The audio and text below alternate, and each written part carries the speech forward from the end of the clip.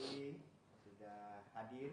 Hari ini kita hadir di diskusi. Saya kasih nama hybrid book discussion karena kita live diskusi terbatas sekaligus ibarat peluncuran era milenial. Kalau kolonial dulu di masa kolonial duduk di hotel berbicara. Nah sekarang lebih simpel, lebih sedikit orang hadir untuk berdiskusi tentang buku yang akan kita diskusikan nantinya. Di hari ini di Studio 3 Tribun Timur sudah hadir penulis buku Menyelisik Kekuatan Mereka. Ini The Inspired Talk from Japan, Muhammad Zulkifli Mukhtar. Beliau adalah penulisnya. Dia 15 tahun, awalnya berangkat dalam tanda petik sebagai tenaga kerja Indonesia. Tapi kemudian karena saudaranya, adik-adiknya, kakaknya kuliah dan dia berasal dari seorang pendidik, akhirnya dia melanjutkan kuliah S2 dan bekerja dan menetap hari ini sudah 15 tahun di Jepang. Dia bawa istrinya, Ibu Momoe dan anak mertuanya. Di samping kanan saya ada juga Prof. Tasrif Surungan. Dia S2-nya, S3 di Jepang. S2 di UNSW Sydney, kemudian S3 di Jepang. Di Jepang. Jadi dia hampir 3-4 tahun di Jepang. Sekitar 10 tahun secara Iya. Prof. Tasrif Surungan adalah dosen guru besar fisika di Unhas, di Fakultas Matematika dan Ilmu Pengetahuan Alam. Terus di sebelah kanan ada Profesor Dr. Sakir Sabara. Dia baru pas berdekatan ulang tahunnya, dia turun SK profesornya. Tapi ketika mau diumumkan dia bilang, jangan pakai profesor dulu katanya, karena belum diakikah. Jadi sudah lahir tapi belum dikukuhkan. Jadi akhirnya di flyer yang kita sebarkan di situ masih doktor. Kita kan negara administrasi. Beda dengan Jepang. Ya. Oke, diskusi kali ini sangat menarik. Kita akan menelisik juga apa latar belakang diskusi ini. Menarik kenapa digelar di Tribun, sebab tulisan-tulisan ada 23 artikel ini semuanya dimuat di Tribun Timur dalam periode 3 atau 5 tahun, Prof. Ya? Sudah masuki 4 tahun. Memasuki 4 tahun. Jadi artikel semuanya dimuat di koran dan kadang dimuat di online akhir-akhir ini. Nah ini kita berharap diskusi seperti ini akan ada lagi di seri keduanya. Dan sebelumnya kita akan nanti kita mulai dulu dari yang punya buku dulu, asal muasal tulisan ini lahir dan cetaknya, kemudian pindah ke Prof. Tasrif mengulas dan nanti ke profesor baru. Dia akan diajak bangga juga katanya karena sudah 2 kali ke Jepang. Oh iya, Pak. Kalau dia S3-nya di Jepang, kita S2, S3 di Jepang dan tinggal dan menemukan istri orang Jepang. Ini baru 2 kali di Jepang. Dia bilang tertarik juga dia nanti. Oke, kita tidak usah basa-basi, kita mulai ke Prof. Zulkifli. Silakan Dr. Engineering Zulkifli. Apa sebenarnya yang latar belakangnya kita mengumpulkannya dalam sebuah buku ini? Silakan. Oke, terima kasih banyak Pak Tamsil ya. Pertama-tama Pak Tasrif. guru saya nih, Prof. Tasrif. Ya. Belum pernah ketemu Pak. Oh iya. Belum pernah ketemu. Di Jepang tidak pernah ketemu. Belum pernah. By name sudah Jadi kenal. kami itu selalu intens komunikasi by WA aja nih. Masya Allah. Kami sudah saling tahu gitu. Kebetulan Orang tua sama-sama dari ada Sulawesi Barat. ya. Ya.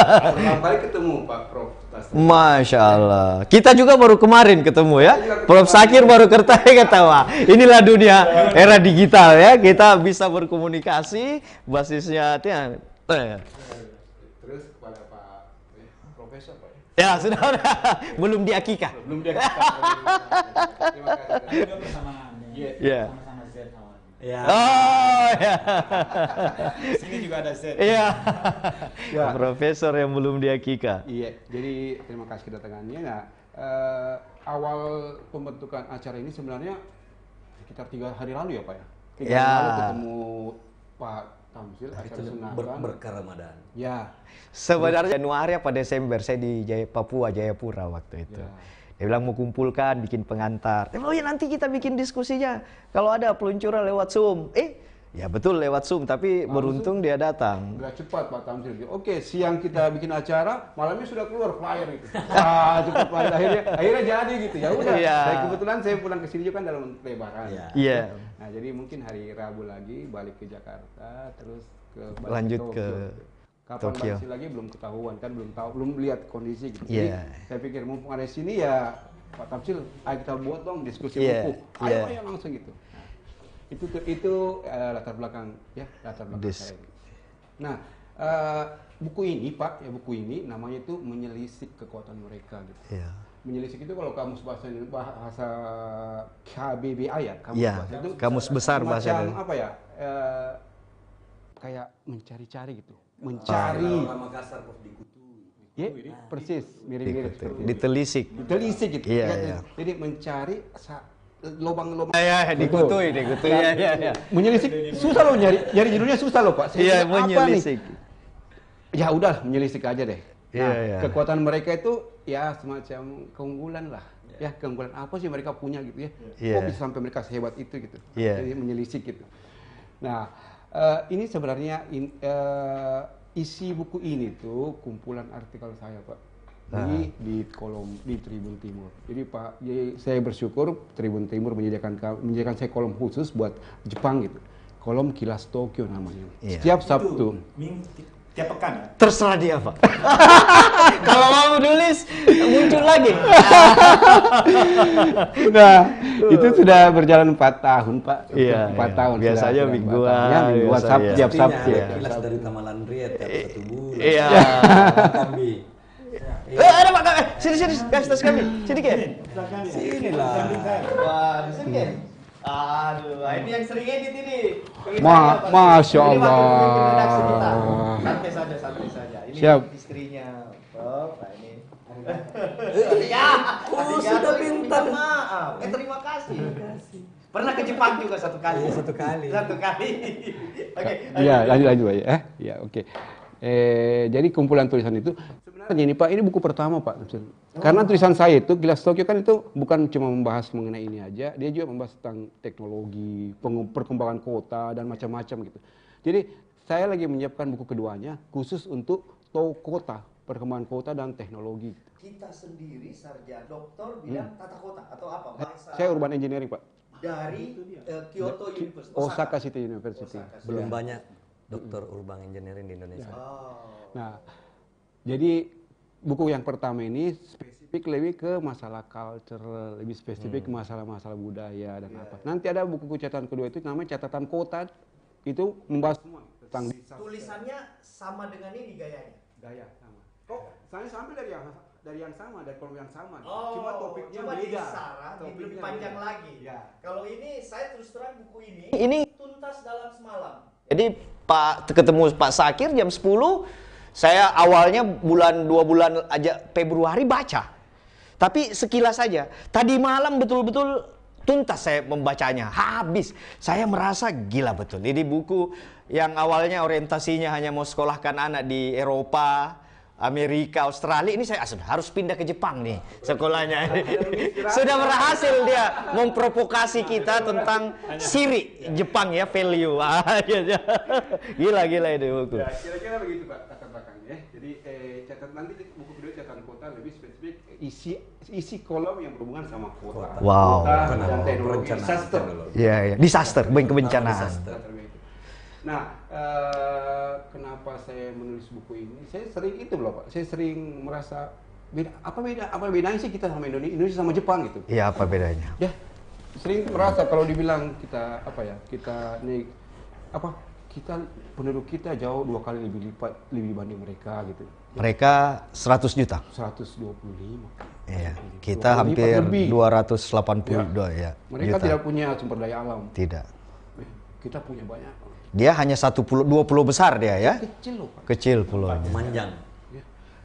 jumlah anak muda Memanjang ya, kita Pak? memanjang. Memanjangkan. Jumlah anak Anak muda. muda kita 2 kali lipat loh Pak. Betul, betul. Young people itu yang punya generasi muda itu kita punya 183 juta. Data terakhir 59% penduduk pemilih Indonesia Ya. itu adalah milenial. Dia yang berusia 40 tahun ke bawah. Bonus demografi. Betul, iya, bonus demografi. Kita lebih banyak. Banyak. Jadi kita punya potensi lebih kuat. Kenapa kita bisa tertinggal gitu? Kita bisa. Nah itulah saya terpikir itu. Jadi pada saat saya tinggal di sana, saya sering lihat aktual apa yang terjadi gitu. Oh begini. Terus mengapa mereka begitu? Saya tanya-tanya ke orang, terus nyari datanya. Oh ternyata memang. Kita di sana tahun 2000.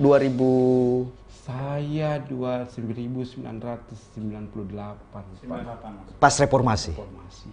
Sebelumnya kerja di Jakarta. Sebelum di Jakarta. Terus kawin sama ibu 2003. Lahir anak pertama. Anak pertama 2005.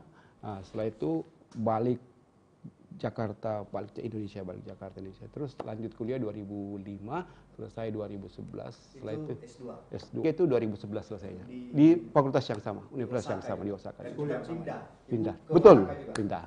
Kita di dulu Prof. Saya di Tokyo. Tokyonya. Nama universitasnya mirip-mirip sebenarnya. Jadi kalau ini Osaka City University, saya Tokyo Metropolitan University. Kalau Pak Sakir ke Jepang dulu ke kota mana? Ke Kyushu. Sama? Kyushu University. Sama Tokyo. Satunya naik Shinkansen sih dari atas ke bawah. Kalau Pak Habib ke Jepang, Pak dulu kemana? Dari Tokyo ke Kyoto. saya hanya sampai di Osaka, kemudian ke Hiroshima. saya Saya Kyushu dan Osaka. Oh itu ya. Kalau Pak Tafsir sama-sama Tokyo. Oh tapi tidak pernah ketemu. Saya kira kita sama-sama dari Mandar, Pambusua, ada Mandarnya. Saya kira keluarga, ternyata baru ketemu ini. Lanjut. Tulis. Ini cara menulisnya kan Anda bekerja ini, Pak Zulkifli kerja sehari-hari 8 jam. Pulang atau bagaimana muncul inspirasi ini menulisnya? Ini kan itu tuh kalau saya kan terbitnya hari Sabtu. Iya. Jadi saya biasa punya deadline itu Jumat. Sudah. Jadi saya biasa sambil di kereta kan banyak waktu Pak. Betul. Jadi kita tinggal bawa kan kereta kan enak kan. Iya. Tidak ingat-ingat. Menulis di handphone. Jadi saya cicil-cicil aja. Ah. Tiap hari kapan perikanan. Nah biasanya finishing itu Jumat.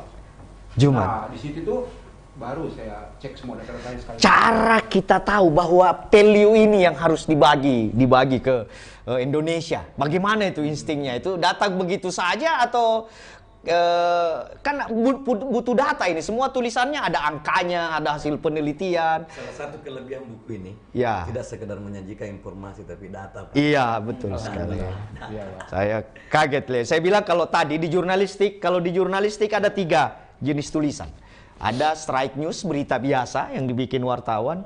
Ada news picture, itu artikel. Picture news, Pak. Iya, picture news. Ada lagi news analysis. Saya bilang ya ini tulisan di sini 23 saja, tapi ini news analysis. Itu harus pendek, tidak butuh panjang-panjang. Ada analisa, ada data, dan ada value.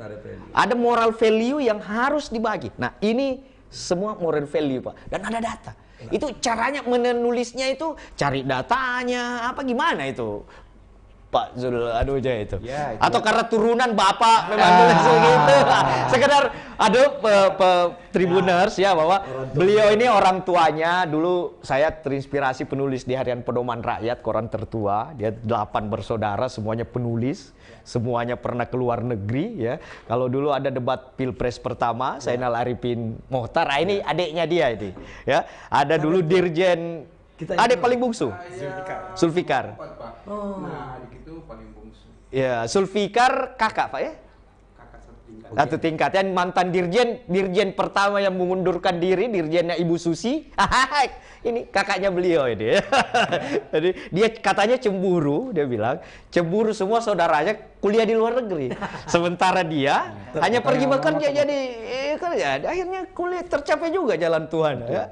Tapi memang orang tua aja bilang Pak, Oh. jangan berhenti sampai di Masya S1, buru terus gitu. Kalau Buru saya terus. bisa doktor, Anda juga harus doktor gitu. minimum gitu. Bukan cuma mendapat gelar di sana. Iya. Jadi dia bilang, dia cerita kemarin, dia cara bikin sunat anaknya ya khitan. Dia pulang, dia bilang ini guru bahasa Indonesia, bahasa Jepang saya. Dia mengungkapkan cinta dalam bahasa Jepang atau bahasa Indonesia? Dia belum jawab. Ya, lanjut. Value-nya asik ya, Jumat harus selesai. Harus Jumat selesai. Jadi biasa pada saat Jumat itu sudah kerangka sudah ada Pak, sudah ada. Tinggal hari Jumat itu. Menyusunnya. Jadi karena kenapa saya pakai data, orang Jepang sudah terbiasa pakai data kok Pak. Apalagi juga kami meskipun ini sebenarnya buku bukan buku ilmiah Pak ya. Saya tidak mau bawa buku buku ilmiah karena ini buku ini dia lebih dia lebih ilmiah dibanding buku ilmiah. Tanya belum ya. Walaupun hanya kumpulan artikel, di sini ada 30. Jadi isi tulisannya 23 artikel. Ya. 3 bagian ya. Ya, Pak. Kalau di Islam Nabi Quran dibagi periode Makkiyah, periode Madaniyah. Kalau ini ada 33 referensi di sini ya. Ini seperti layaknya buku skripsi. Iya, makanya saya bilang ini buku katanya tidak ilmiah tapi lebih ilmiah dibanding buku ilmiah. Alhamdulillah. Sebentar kita lanjut. Jadi Prof Tasrif dulu. Saya yakin kita sudah baca itu. Ya. Sebentar dia akan banyak bercerita. Waktu kita masih ada sekitar 80 menit ke depan. Siap. Ya, ini apa ya? Jadi saya membaca catatan ini Pak Tamsi. Oh iya. Saya tidak membacakan ini, tapi judulnya cukup saya bilang bahwa mengalami dan merefleksikan kehidupan masyarakat Jepang. Itu yang Sebelum kita baca, boleh tidak terima memuatnya Nanti di artikelnya untuk kita muat lagi untuk catatan tentang refleksi buku ini. Iya. Jadi sudah kita baca semua ini kan banyak di dalam ini. Lebih dari potret ini Pak. Lebih dari potret. Kenapa saya bilang lebih dari potret? Beliau ini mengalami hampir semua hal yang ada di Jepang. Mengalami. Kalau kita itu umumnya kan misalnya yang tadi bekerja ya. Iya. Bekerja itu setelah bekerja pulang. Iya. Belum sekolah juga ini. Masya Allah. Ya, jadi setelah bekerja sekolah S2, S3. Jadi segmen yang di interaksi beliau itu sudah kelihatan kan? Waktu di Jepang kerja itu di mana? Di perusahaan industri atau? Saya di perusahaan energi Pak itu hari Pak. Oh, sebagai apanya Pak? Pembikin energinya, pemasarannya atau? Termasuk di Jepangnya waktu Ya. sekarang Pak ya. Sebelumnya waktu kita mulai kuliah. Oh jadi pada saat saya berhenti kerja itu saya memutuskan untuk total berhenti untuk studi. kerja, saya total untuk studi gitu. Jadi berhenti kerja ya udah. Yang membiayai istri dan anak Anda siapa? Waalaikumsalam. Yang membiayai siapa itu? Ya, kita pakai swadaya lah. Iya lah aja. Itu bro. Itu hebat itu kalau begitu bro. Sumber lah. Banyak hal yang menginspirasi. Betul. Kan? Iya. Dari segi motivasi. Iya. Ya. Tadi itu kan saya baru ingin membahas isi buku ini bahwa beliau ini sangat representatif. Iya. Di dalam mengulas ini. Karena beliau bukan cuma memotret ya, tapi mengalami. Yang dialami yang saya sebutkan tadi baru 2 ya. Iya. Studi. Kerja sudah. Terus berkeluarga. Menikahi orang Jepang. Itu tidak jarang gitu. Kita menikah juga di Jepang juga menikah, Bro. Saya menikah di sini. Bukan semua orang Jepang. Bukan. Tidak. Tidak berani menikah di Jepang. Iya. Begitu menikah, itu kan ada cross culture ya. Iya. Cross Itu culture. dialami juga oleh beliau. Betul. Tidak gampang ya Prof ya? Iya. Tidak gampang menyatukan. Nah, kemudian ada anak yang lahir. Anak yang lahir. Jadi beliau mengalami bagaimana pelayanan rumah sakit Jepang. Betul. Bagaimana SD anak-anak dididik. Ya kebutuhan Makanya dasar. di dalam sini saya lihat ada refleksi anak SD ya, bagaimana Iya. kita mendidik. Bidang pendidikan. Dan itu luar biasa itu, pendidikan, pembiasaan dan seterusnya. Ya. Contoh misalnya ya kalau anak Jepang itu dia sangat dididik, sangat independen gitu. Mandiri. Tidak seperti kita ya.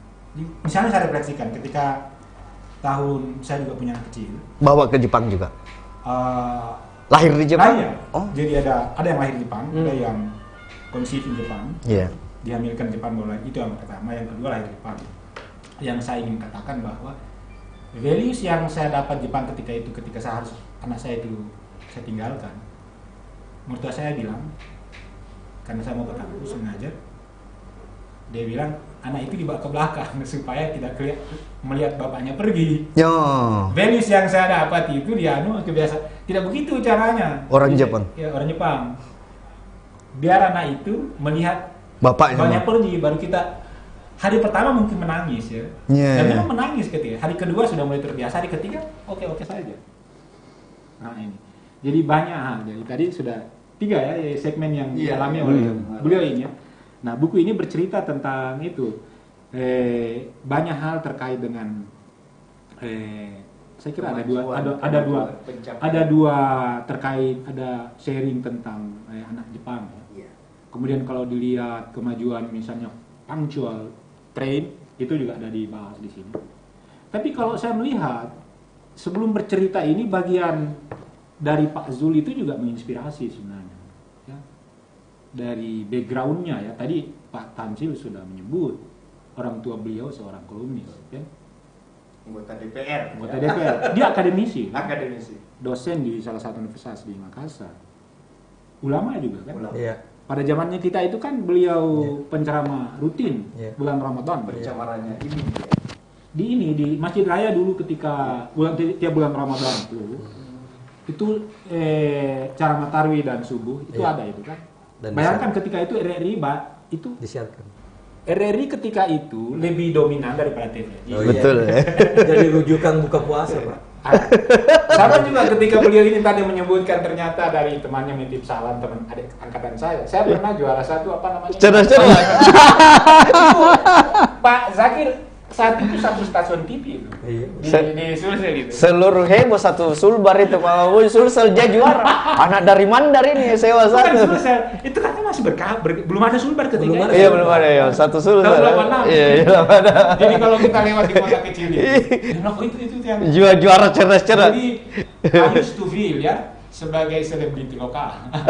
Sama juga dengan ini. Iya, beliau ini, bapaknya dia beliau. Bapaknya, anak Pak Kiai, tadi Pak Zul sudah bilang. Itu bagian itu menginspirasi. Iya. Dan saya kira kalau mau dilihat ini buku ini coba lihat ya.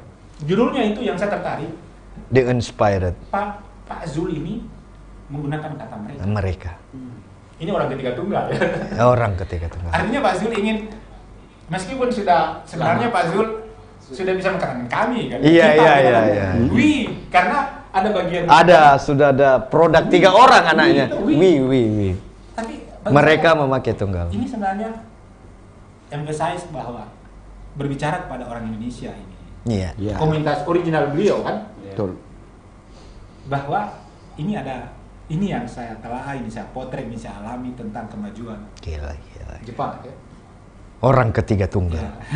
Dia menempatkan dirinya tidak ada di mana-mana, masih menempatkan diri sebagai Indonesia ya, bukan we ya, bukan orang pertama ya dia pakai. Saya kira itu Gila. aneh. Artinya tidak ingin mengatakan bahwa itu bagian inner dari Pak Zul, karena boleh jadi internal keluar juga, you masih merasa sebagai kita dan mereka, belum kita. Tapi itu kan emphasize saja saya kira ya. Saya yang menarik di sini, Prof. Tasrif, dia tidak pernah menghujat Indonesia. Betul. Dia tidak ada merendahkan Indonesia di buku ini, enggak. Tidak ada. Dia hanya memuja Jepang dan memberi kita optimisme Indonesia bisa begitu. Dan ada bagian paragraf, Iya, bagian itu saya kira di bagian 19 itu dia bilang, saya tidak overrated terhadap Jepang. Betul. Ada 2-3 kali kayaknya Ya, itu tentang menilai itu. Artinya Jepang, ya kalau kita belajar dulu sebenarnya sejarah ya, itu waktu kita SD dulu, Ibu Memoy, ada pelajaran di SD itu gerakan 3A. Masih ingat tentu ya? Iya. Jepang Cahaya Asia, Jepang Pemimpin Asia, Iya. Jepang. Masih sisa-sisa penjajahan kolonialisme Jepang gitu ya. Tidak. Saya kira Patsun brandnya Jepang ya. iya, tetapi kalau dilihat ini saya objektif, Iya. bukan karena saya pernah Di ke Jepang, ya. lalu saya memuji Jepang. Saya kira Jepang itu betul-betul sebagai bangsa Asia itu ingin membantu Iya. sekeliling. Dan kan ini kan diulas juga di sini di buku ini tentang restorasi Meiji ya. Iya. Prof. Ya, Prof. Pak Zul itu menyebut restorasi Meiji sebagai awal kebangkitan Jepang. Tahun 46. 1800. Awal abad awal abad 19. Setelah perang. Akhir abad Setelah 19, Pak. 1830-an Ya. itu. Restorasi Meiji terbuka ke dunia ya. Ya. Nah sebelum itu kan apa yang memicu restorasi Jepang? Itu karena zaman Edo agak terbelakang, ada pasukan asing datang. Kok tiba-tiba yang pakai samurai ini enggak? Nah, Itu yang menggunakan senapan. iya iya. Nah, itu dimulai bahwa kita kalah ini. Jadi 1800 dalam sekian waktu itu, ini saya bisa refleksi juga ini dari sebenarnya dari Iya, sini. iya, iya. Saya tambahkan sedikit yang nanti akan menjadi jilid 2-nya Pak itu kan. Bahwa setelah restorasi Meiji 1905 itu kita tahu kan ada konfrontasi antara Jepang dengan Rusia. Iya. Sudah melawan kulit putih. Itu setelah pertarungan Jepang dengan Cina ya saat itu bersamaan. Tidak, setelah itu 1905 Setelah itu, Iya. itu Jepang menang itu. Hmm. Dan itu kan ada overconfidence kemudian apa dan seterusnya ya. Tapi satu hal, saya belajar fisika Iya. tahun 1900-an itu ketika teori atom Dalton itu dibangun, itu sudah ada teori atom tentang orang Jepang original. Tahun sebelum Indonesia merdeka itu Hideki Yukawa sudah dapat Nobel fisika itu. Terbanyak sekarang orang Jepang banyak sekali peraih Nobel ya, Jadi selain kalau dari kita mau Amerika. melihat turning point-nya kemajuan Jepang, ini bukan karena saya fisika, tapi Iya. saya ketemu dengan fisikawan. Iya, Saya iya, conference di UC Davis ya, Iya. di California. Dia akui bahwa turning point kemajuan Jepang konfidensinya itu menjadi negara maju itu adalah ketika ada orang Jepang memenangkan hadiah Nobel pertama kali. Iya. Hideki Yukawa. Oh. Hideki Yukawa itu Tahun fisika itu Prof. Tahun 2000 ya Pak. bukan 1900 sebelum Indonesia merdeka itu. Oh. Bisa dibayangkan kemajuannya itu kan. Iya. Jadi mungkin 19 berapa ya? Nah itu juga kan kemudian ada fisikawan lagi namanya Ichiro Tomonaga. Itu yang sebenarnya membangun RIKEN itu Institute for Research Science and Natural Science itu RIKEN di Iya, iya. Chemical Physics. Itu yang istilahnya golden age of invention di Jepang. Iya, Pak. Jadi fondasinya Jepang itu dan maju itu luar biasa. Iya, iya. Sekedar informasi, dari sehingga tahun 2022 itu Amerika adalah negara yang paling banyak meraih, dia 200 ya. Sedangkan United Kingdom 138 dari negara. Kolektifnya ya. Kolektif Akumulasi, ya. akumulasi. Jepang itu berada di urutan ke-7, 29. Iya. Ya, belum tidak terhitung dengan yang dia kolaborasi dengan apa Ya, gitu ya. ya. Indonesia, saya tidak tahu, belum pernah ada kayak orang Indonesia yang gini ya. Tapi Prancis 71, Swiss 32, Swiss ya, Rusia 32, Jepang 29, bersaing dengan Kanada. Itu. Jadi Pak Zul, Anda sebutkan di sini riset ya di bagian keberapa itu Ya. sedikit menyinggung tentang berapa proporsi dari GDP yang Iya. itu berkolaborasi itu kalau negara itu maju harus ada invest terhadap Ya. riset. Nah, sebagai orang yang pernah sekolah Jepang itu lihat kan tentunya itu. Riset. Riset. Bayangkan itu. Sangat dihargai. Saya pernah postdoc di ini Pak, tahun 2007 sampai 2008 gitu ya. Di Jepang itu namanya di Kashiwa itu Pak, yang kita kalau dari Tokyo ke apa namanya Tsukuba ya, Tsukuba Express ya, di Kashiwa Nowa kampus itu ada kampus Tokyo itu, tapi itu khusus Institute for Solid Physics. Itu dibikin untuk membackup industri elektronik Jepang. Iya, iya. Itu luar biasa itu dia punya. Padahal satu bidang itu. Dan banyak lagi bidang yang Pak lain. Sakir bilang di Jepang katanya sebelum perusahaan mau mendapat sertifikasi produk keluar, dia harus diratifikasi di kampus Sebelum dijual sebelum dijual. Bahkan saya baru tahu harus dapat jaminan. mie instan itu pertama kali Nissin itu ada di Jepang dari buku ini malah. Gila itu. Mereka itu memang pengekspor teknologi banyak banget pengekspor teknologi. Gila. Dan industrinya QR code yang semua dari Jepang semua. dari Jepang, teknologi QR code itu. Seperti yang Prof tadi bilang, memang iklim menelitinya Sangat kuat. Tinggi. Dan saya lihat yang paling takjub dari buku ini, ada 5.000 perusahaan di dunia ini yang usianya 300 tahun. 56%-nya, 3.000-nya itu ada di Jepang. Iya. Dan tahu ada berapa perusahaan yang berusia 100 tahun di Jepang? Ada 33.000, Pak. Dan ada datanya di sini. Ya, ada datanya di sini. Yang berusia 200 tahun itu ada 11.000. Itu ada di Jepang. Ya kenapa? Kalau dilihat dari itu mimpi orang Jepang katanya perempuannya mimpinya jadi pengusaha kuliner. Perempuannya, laki-lakinya ingin jadi pemain basket gitu ya. Karena NBA. Banyak sekali data yang membuat kita bangga berkecil hati, tapi karena dia tidak pernah mengejek Jepang, mengejek Indonesia, akhirnya itu tadi kita ingin kita mau ke Jepang lagi ini. Aduh, ya, serasa betul kita bangga sekali bagaimana rasa hormat tentang etika ya. Apa Sakir sendiri sebelum kita ini 2 kali ke Jepang membaca buku ini. Jadi, apa turning point yang kita dapat? Yang pertama itu tadi ya. Buku ini tidak sekedar menyajikan informasi tapi data. Yang paling penting sebenarnya soal adab. Adab. Ada Pak ya? Menyajikan soal adab menjadi pelajaran berharga sebenarnya buat generasi kita. Iya. Bagaimana malu, budayaan bagaimana anak-anak sejak kecil mandiri, percaya diri. Nah, itu kan penting Pak. Bagi negara kita yang lebih besar penduduknya dibanding Jepang, bisa seperti yang disampaikan Pak Sul ini. Kenapa kita tidak bisa seperti itu? Saya merasakan waktu ke Jepang, kalau dihitung ya totalnya 2 kali itu 10 hari lah. 10 hari Pak. 10 hari. Betul-betul saya menikmati, apa namanya daerah itu yang ramai sekali Pak? Orang jalan kaki. Shibuya ya Pak? Ya, Shibuya. Yang ada itu. Yang ada patung. Ya. Begitu ramainya orang jalan dan begitu tertibnya orang jalan. Jadi kalau orang ke Jepang katanya kalau kolesterol bisa langsung saya turun. Karena tidak ada Bagi yang umum. perokok berhenti merokok. Iya betul. Susah cari tempat merokok. Itu tadi. Yang cocok juga sebenarnya desain. Ya mudah-mudahan di bukunya nanti Pak Sul berikutnya soal tata kota, menata kota, arsitek dan sebagainya. Cocok sekali.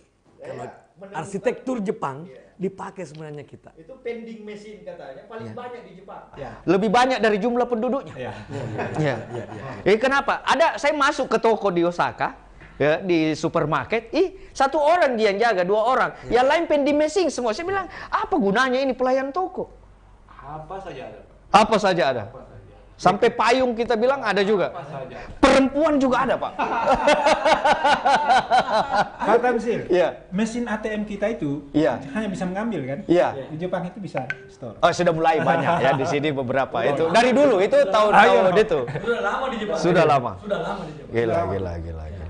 Ya salah satu yang menunjukkan kemajuan luar biasa kan, setiap ada produk teknologi yang baru, kalau mau dapat pertama ya ke Jepang aja ada. Mau handphone, mau elektronik di Jepang pertama ada. Di Amerika sudah ada hari, di Jepang juga ada hari. Iya. Dia termasuk kota yang Kalau di Asia Tenggara yang pertama biasanya kalau sudah ada di Jepang ya Singapura. 2 minggu setelah ada di Jepang baru ada di Singapura. Kalau Indonesia ya nantilah. dia kota Dan maju. sangat teknologinya semua sangat privat Pak. Didesain memang untuk menjaga privasi warganya. Jadi di situ hebatnya Jepang. Ada di buku ini, Tribuners ya. Kalau kita di sana bersentuhan dengan orang Jepang di jalan, berpapasan terus bersenggolan. Itu orang Jepang. Itu dia yang senggol, dia yang duluan minta maaf. Dia yang duluan tunduk, Pak. Dia yang duluan tunduk. Ketika kita ingin meminta maaf lagi, dia sudah lari.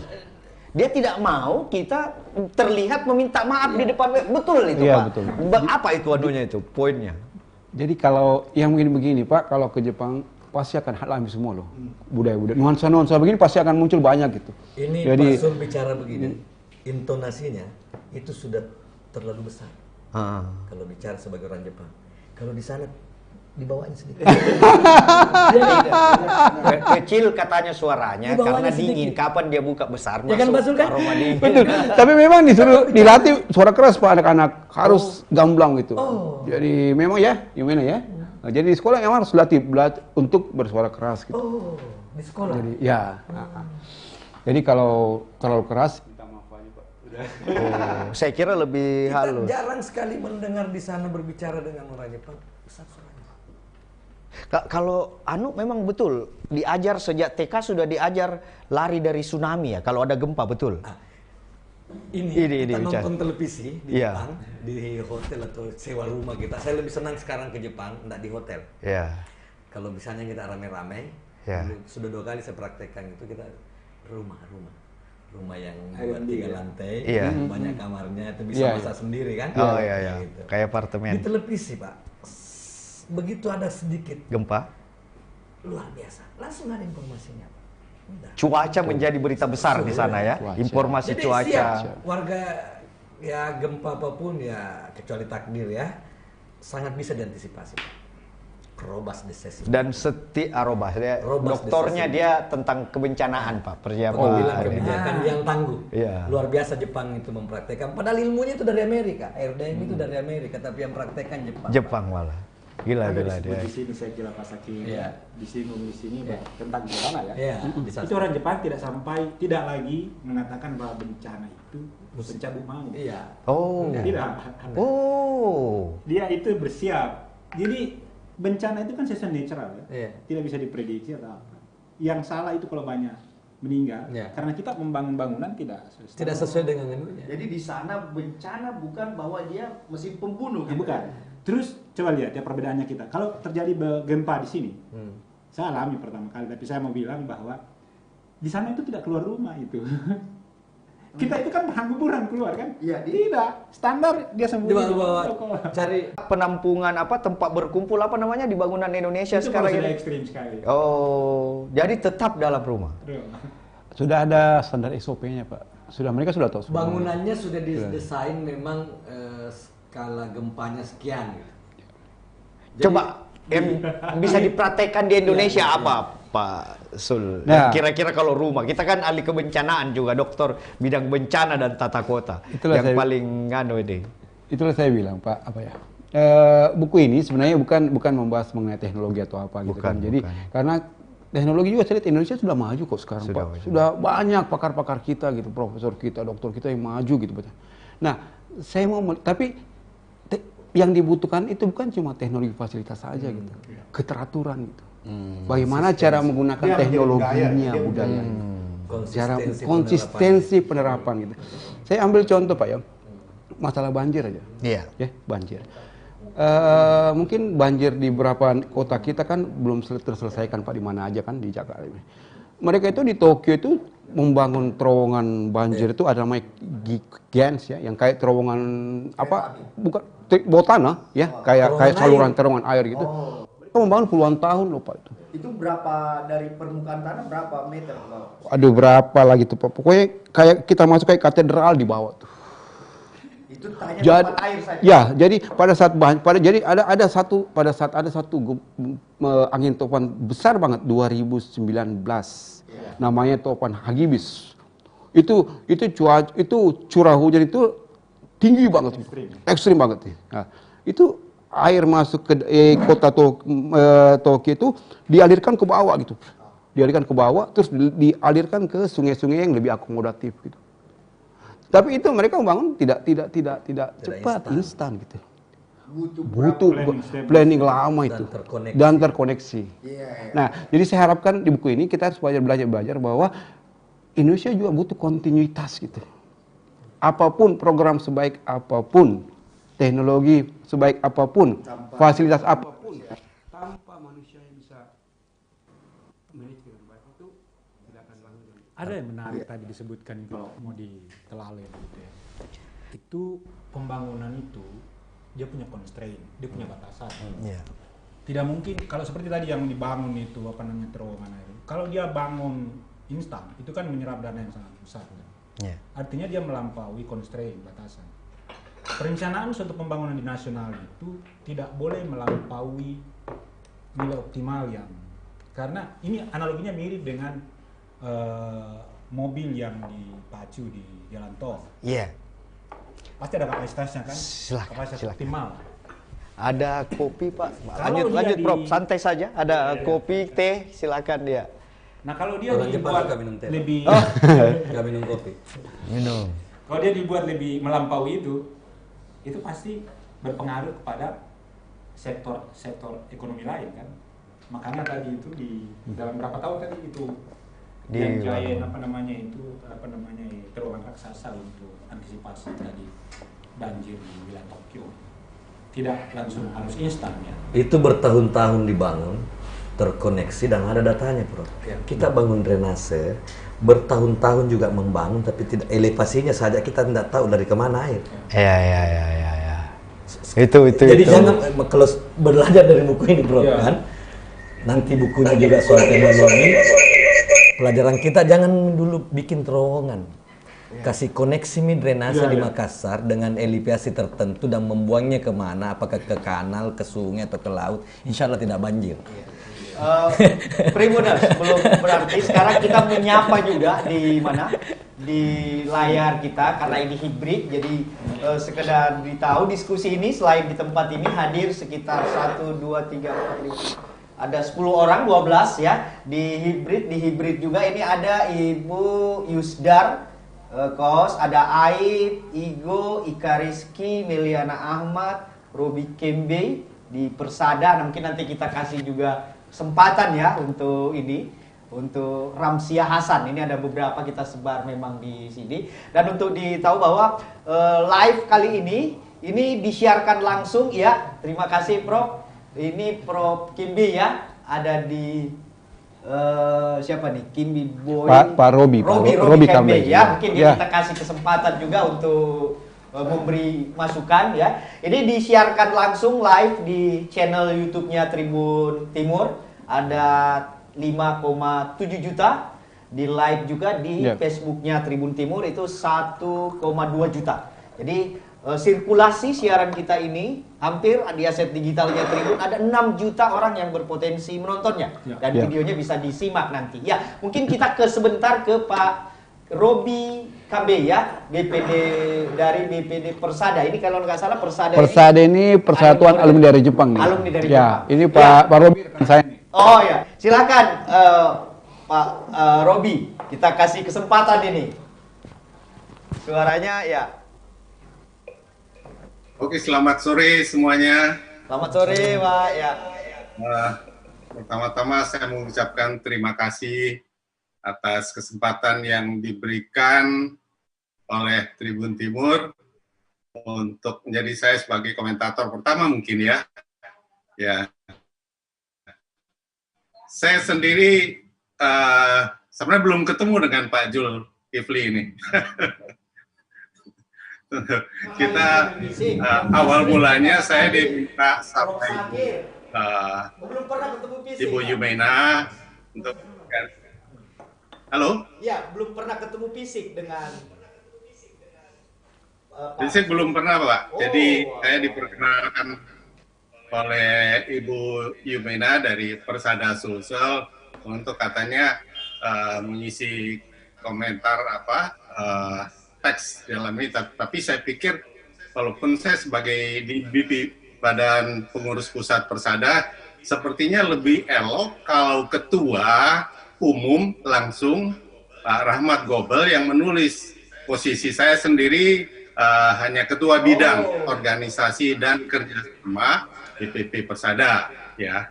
Jadi pada saat minta kami jadi Bu Yumena menghubungkan saya dengan Pak Zulkifli, akhirnya kita sangat intens berkomunikasi, ya. Sampai tadi pagi saya memperoleh ini, kebetulan kami mau keluar sekeluarga, mudah-mudahan jam 3, sebelum jam 3 saya sudah di rumah. Jadi, itulah ya, yang menjelaskan kenapa Pak Rahmat Gobel, Wakil Ketua MPR, DPR itu memberi sambutan juga ya, sepatah kata di buku ini ya. Iya.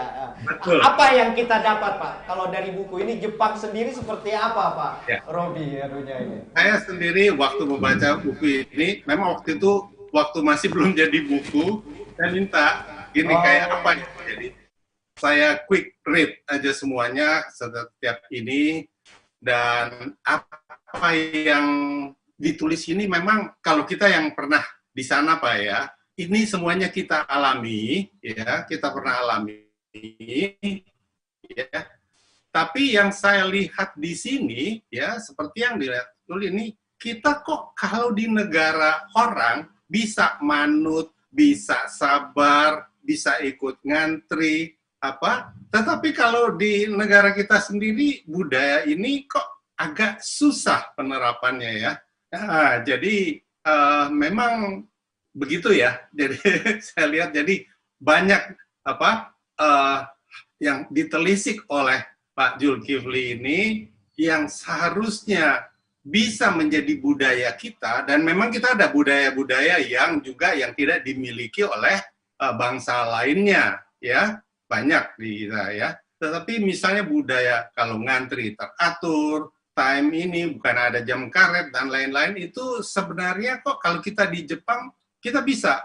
Kok kalau di negara kita sendiri kita kalau ada janji entar dulu gitu maksudnya ya. Jadi itu yang kita lihat. Jadi terima kasih dari tribuntimur.com dan juga Pak Zulkifli. Mudah-mudahan nanti kita bisa ketemu kalau sudah sebelum balik ke Tokyo, gitu Pak. Dan terima kasih. Dan lengkap ini Pak. Menurut Pak Tasrif tadi, sebagian orang di Jepang hanya pergi kuliah. Rektor Unhas kemarin ya, Prof. Idrus Paturusi, Pak Gubernur Sulsel kemarin Nur Rida Abdullah. Dia tidak tinggal, tidak punya. Dia Pak Zulkifli ini menikah, membawa anak, ada 3 kuliah, menikah. Itu lengkap dia Pak. Di sini juga saya lihat ada Prof. Ade Iqbal Burhanuddin yang memberi pengantar juga di sini. Mungkin bisa memberi masukan juga Prof. di sini apa yang kita nilai dari buku ini dan kehidupan di Jepang yang relevan dengan publik saat ini. Silakan. Ya, terima kasih banyak. Bagaimana suara saya terdengar? Terdengar ya, jelas ya. Alhamdulillah. Pertama-tama, alhamdulillah. Terima kasih banyak atas undangannya. Pertama-tama barangkali untuk Pak Sul ya. Omodetou gozaimasu. Hontou ni hongon wa hontou ni subarashii hon desu yo. Jadi luar biasa. Diartikan dulu, Bro. Nanti Artikan dulu, Bro. Diartikan dari bahasa Jepangnya dulu, Bro.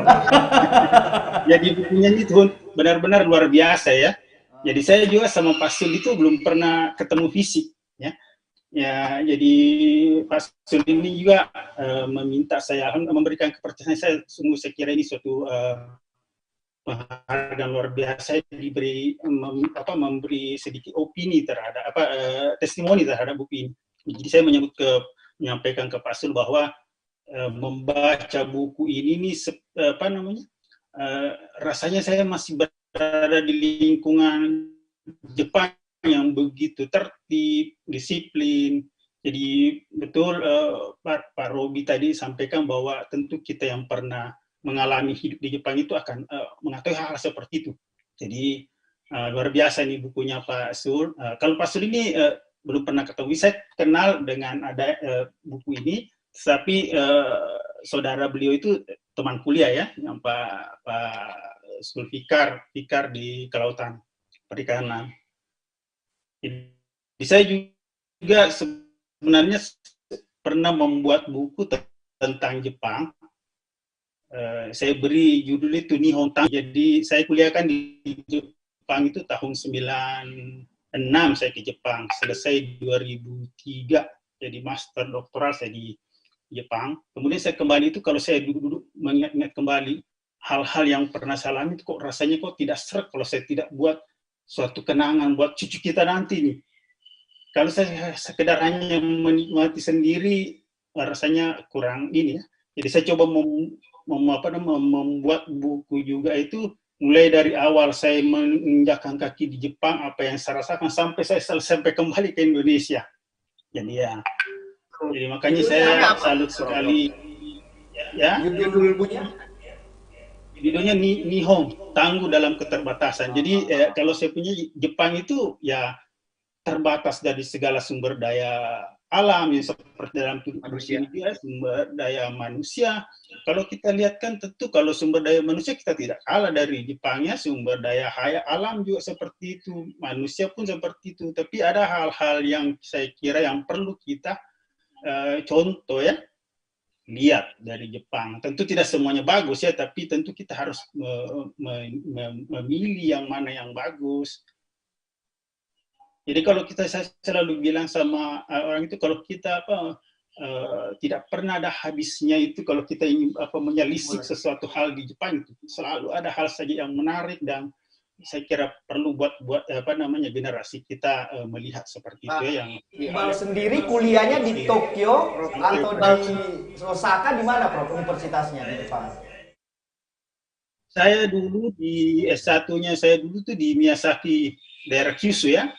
Kemudian S3-nya di Kagoshima University. Jadi daerah selatannya, di bawahnya tempatnya Pak Sakir bilang tadi ke Kyushu itu, saya di agak bawah sedikit lagi. Jadi ke Jepang itu saya kembali 2003, tapi saya rasanya selalu ingin kembali ke Jepang. Saya selama Seperti di sini sudah Mekah juga, Prof. Ya kita ingin kembali ke sana walaupun satu kali ya. Empat kali saya tuh ada program, alhamdulillah lolos dari SAME, ada sabbatical leave, selalu saya mendaftar itu. Ini alhamdulillah dalam waktu dekat ada lagi saya pendaftar saya. Jadi saya merasa kembali ke kampung halaman ke Jepang. Kampung. The second village, jadi kan kampung halaman, betul. Jadi sekali lagi saya kira terima kasih Pak Sul, bukunya sangat menginspirasi kita semua. Cuma mungkin kurang besar mungkin ya. Kurang tebal, Prof. Kurang tebal. Ya.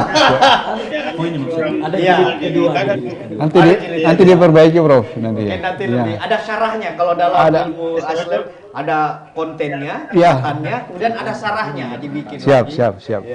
Nah, di sini juga hadir ya, sebelum ke peserta yang lain mungkin ada ingin bertanya, berinteraksi. Kita kasih dulu ke Ustaz Kamdi Wapimret Tribun Timur. Pernah satu kali ke Jepang dia. Sama-sama saya. Baru satu kali, Pak ya? Baru satu kali. Pasti ada apa ya, Prof? Kalau sudah baca ini pasti 2 kali sama orang ini. Saya mungkin termasuk orang pertama yang baca tulisan Pak Mukhtar. Oh iya. Yang lain karena Sebelum dibukukan. Sebelum diterbitkan, Pak. Oh iya, sebelum di koran. Oh iya, betul. Oh, sebelum di koran. Sebelum naik di koran dia Beliau ya. perasaan saya itu Kontak person. Harus dibaca dulu sebelum terbit. ini sopan sekali seperti yang Pak Tan tadi bilang, tidak pernah mengkerdilkan Indonesia, hanya Jepang. Sekali saya itu selalu ingin tambahkan biasanya. betul. Saya juga kadang tidak lagi di Indonesia jelek. Kadang judulnya kok jadi begini. Iya. Nah ini biang keladinya, Pak. Terpaksa saya ubah karena kayak gregetan sekali. Ini kok contohnya di Indonesia ini kan nyata sekali, kenapa enggak di sini seperti orang Indonesia seperti ini. Di situ Beliau sudah menjadi kemampuan beliau mengendalikan Hawa nafsu nafsunya itu sangat luar biasa. untuk menjelek-jelekan Indonesia tanda petik ya, dia bisa tahan gitu ya. Itu satu kebaikan. Sebagai anak kiai mungkin ingat juga itu apa itu yang dibilang ajaklah manusia dengan Cara yang bil hikmah. Saya Bil kira ada hikmah. refleksi itu juga. ada betul. Jadi diajarlah dengan hikmah. Ya itu ya. Ada orang Indonesia ini Kita lain. greget ini kita ini. Oktober 2014. Waktu itu dengan tim Garuda, hampir tiap malam, tiap saat saya diajak belanja sama orang-orang Garuda. Karena waktu itu sudah bisa belanja orang langsung pakai koin, keluar sendiri yang kita. Oh ya, vending machine ya. Iya, vending. Itu orang Garuda dengan bangga perkenalkan ini Jepang ini luar biasa ini kayak. Hal itu baru bagi mereka itu. Artinya orang Garuda saya yang kemana-mana itu. Oh iya. Menganggap hal itu waktu itu hal baru.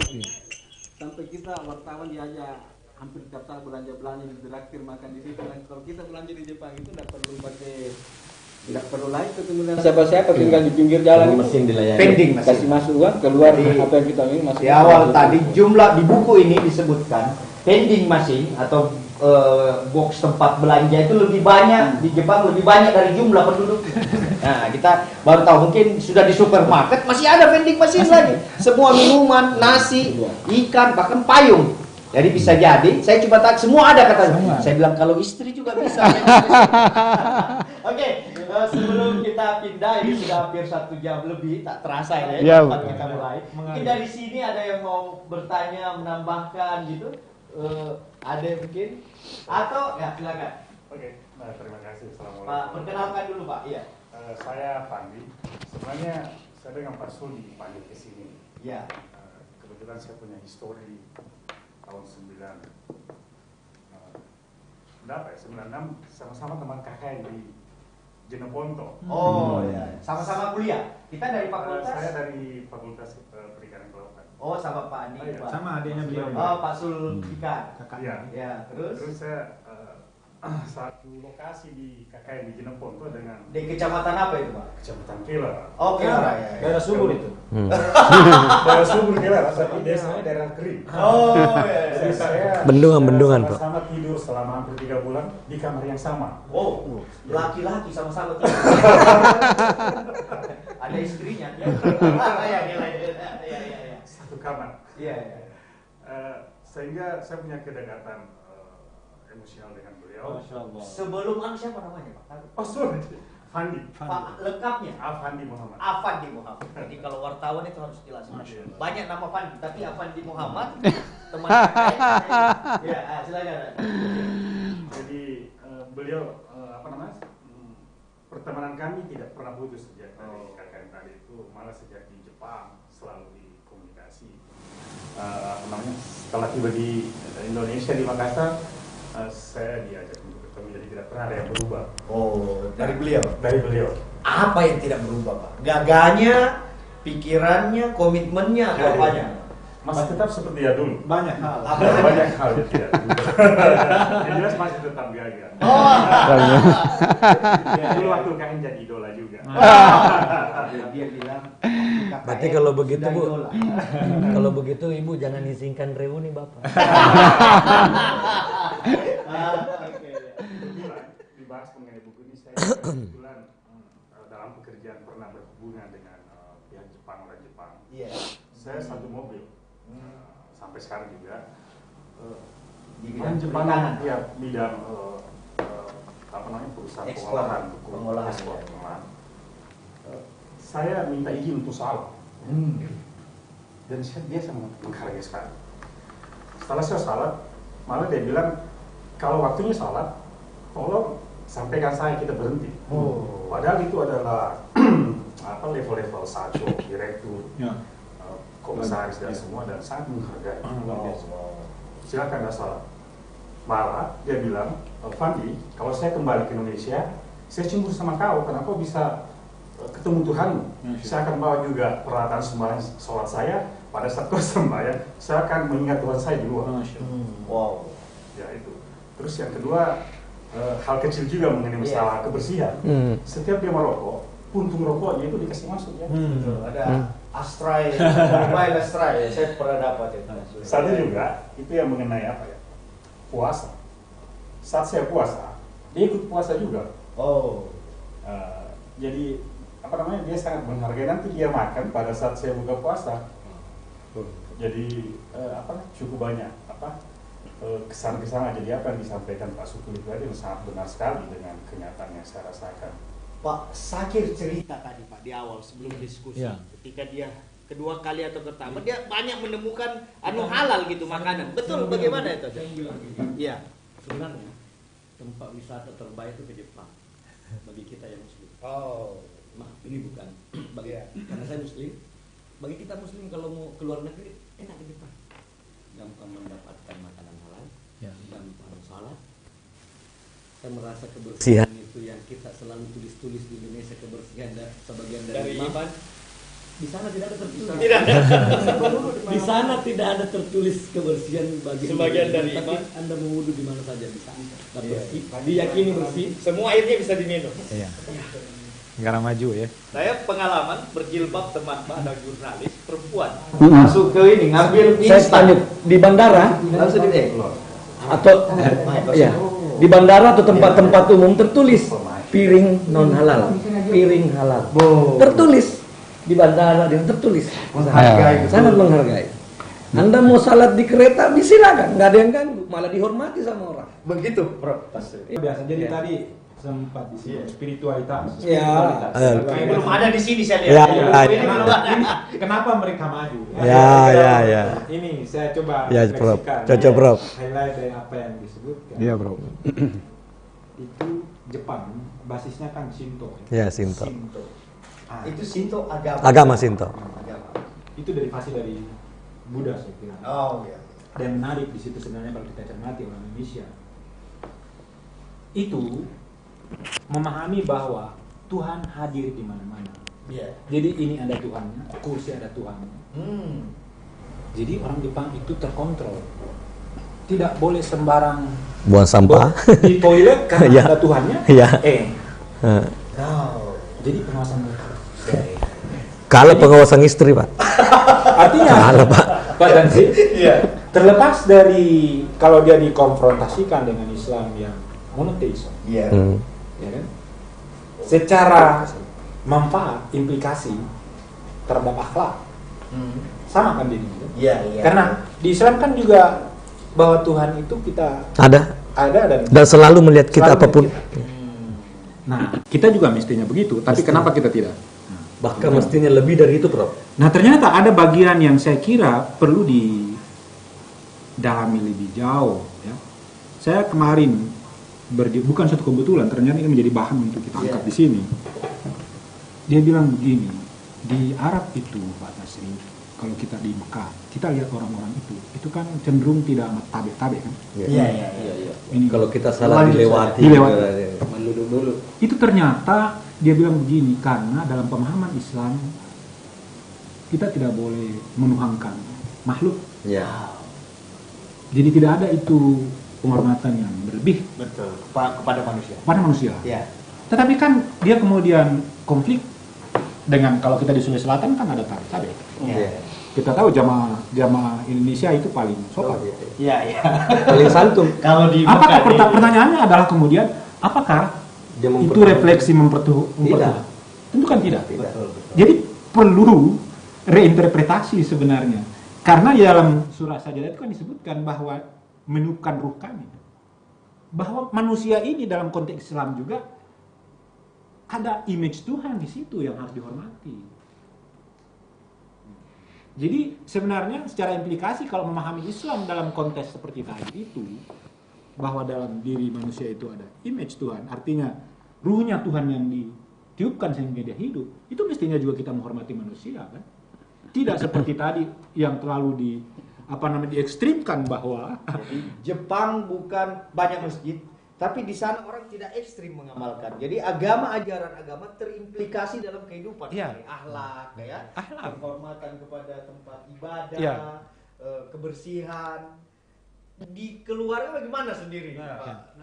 Begini, Pak. Sebagai orang yang Itulah saya bilang tadi buku ini tadi. Saya membagi atas tiga keunggulan. Gitu. Saya sudah pikir benar-benar nih. Dari soalnya banyak kan. Banyak di kepala banyak bang. Kita mau bicara apa mau keunggulan, etos kerja apa udah banyak banget. Nah, apa yang kurang? Apa yang jadi saya coba-coba klasify itu jadi tiga. Pertama itu di buku ini saya jelaskan bahwa pertama itu keteraturan. Aturan dan keteraturan. Rules. Mereka pintar buat aturan Dan melaksanakan. Pintar. Jadi kalau saya baru-baru aja vaksin ketiga kali booster sebelum berangkat ini, 10 menit selesai Pak. Semua sudah tahu loh. Semua sudah tahu apa yang tugas mereka masing-masing. Apa juga harus 1 bulan baru vaksin gitu Pak? Tidak, maksudnya sampai hari ini negara yang masih ketat dan disiplin menerapkan masker soal COVID protokol masih harus ke Jepang sekarang PCR. Ya kan? Iya masih biasa. Teratur. Nah, jadi proses vaksinasi cepat bang. Datang sudah ada yang jemput. Oh langsung sudah data sudah lengkap. Berjalan sini, baris sini. Semua enggak di tempat vaksin itu cepat banget. Ya, jadi begitu juga waktu saya antri di stasiun Shinjuku itu ramai banget Pak orang. Itu Shinjuku stasiun itu sibuk banget. Tapi kok saya lihat kenapa tidak crowded gitu. Tidak ada suara berteriak. Kenapa tidak kayak kita yang orang tabrak-tabrakan gitu apa tidak. Kenapa? Saya lihat mereka sudah atur lainnya gitu. Jadi yang datang duluan nunggu sini warna biru. Gitu ya? Datang kereta, mereka tahu kapan merapat ke kiri kanan, keluar masuk. Yang kiri pindah ke sini. Jadi yang duluan keluar ya dari Dulu. kereta. Masuk ya gini kan? Yang kecil-kecil aja. Kita di Indonesia. Lift. Nggak ada di Jepang orang berdiri di depan lift menunggu lift. Semua di samping. Pintu kereta juga. Karena di kereta juga begitu. Pintu kereta nggak ada, samping semua. Karena menunggu orang yang keluar ini jalan di tengah. Kita di sini di depan lift berdiri, ditabraklah dari dalam. Itu. Di kereta kalau mau naik tangga eskalator itu di pinggir. Ada yang dikasih kosong untuk yang mau cepat-cepat. Memang di pinggir semua. Kadang-kadang unik loh Pak. Orang buru-buru, sebelah kiri penuh, di kanan kosong aja nggak ada yang mau. Nggak ada. Orang buru-buru kok. Orang kenapa kosong begini sebelah kiri? Karena dia itu gitu. Dia jalur emergensi Pak. Luar biasa gitu. Membuat aturan dan memakai aturan. Nah, kenapa mereka bisa taat aturan seperti itu. Jadi saya runut gitu. Kok mereka taat aturan seperti itu? Pertama mereka pintar buat aturan. Of course, pelakunya juga taat aturan gitu. Pasti mau taat peraturan gitu. Teladan, Nah, ada teladan. kenapa mereka taat peraturan? Saya masukkan di bab kedua, pendidikan sekolah. Jadi SD, TK sudah diatur. Nah, jadi kenapa mereka pintar buat aturan? Terus pelakunya juga taat aturan. Ya berarti pendidikan sekolah nomor 2 saya tingkatkan. Nah, yang ketiga itu baru saya masukin kultur budaya yang Bapak bilang. Bahwa dari dulu memang dia punya etos warisan budaya sudah memang restorasi gitu, membangun budaya gitu. Jadi ini 3 gitu. Tiga keunggulan mereka gitu. Nah, itu pendidikan sekolah penting, Pak. Jadi saya baca, kita di sini kalau marah-marah kalau terlambat bus dan pesawat. Di sana ada ceritanya di buku ini, supir bus terlambat 1 menit kurang dari 1 menit. Kurang 1 menit. Itu minta maaf dia ke penumpang. Padahal dia karena mau wheelchair ya, mengangkat orang saya lihat, iya, ini kok kita lihat kok mereka ngangkat bantu wheelchair orang, kenapa harus minta maaf lagi tuh? Ya. Jadi budaya pemimpinnya di sana secara politis paling banyak perdana menteri yang mundur di dunia ini di Jepang. Betul, ya? Shinzo Abe dia sedikit ini mundur gitu, tidak rasa malunya, siriknya kalau orang Bugis bilang itu sangat tinggi. Jadi, gila. Di sini juga Prof sambil ada juga Rusmina Hasan ya di sini. Rumaisa Hasan, Rofni Nasarudin, Meliana Ahmad, Ika Reski, ya, Igo, ya. Ini dari audiens yang ada mungkin mau memberi Ibu Rumaisa mungkin memberi ini bisa salam perkenalan juga di forum ini. Silahkan Ibu sebelum kita lanjut. Atau ya sambil menunggu. Ya sambil menunggu. Ada misalnya tadi saya lanjutkan ya, itu ketika tsunami tahun 2010 ya. Iya. 11 ya, bulan Maret itu. Antri untuk evakuasi. Iya. Artinya orang panik ini. Ini orang sudah orang bencana panik. Ini masih bisa antri teratur ini. Naik di bus.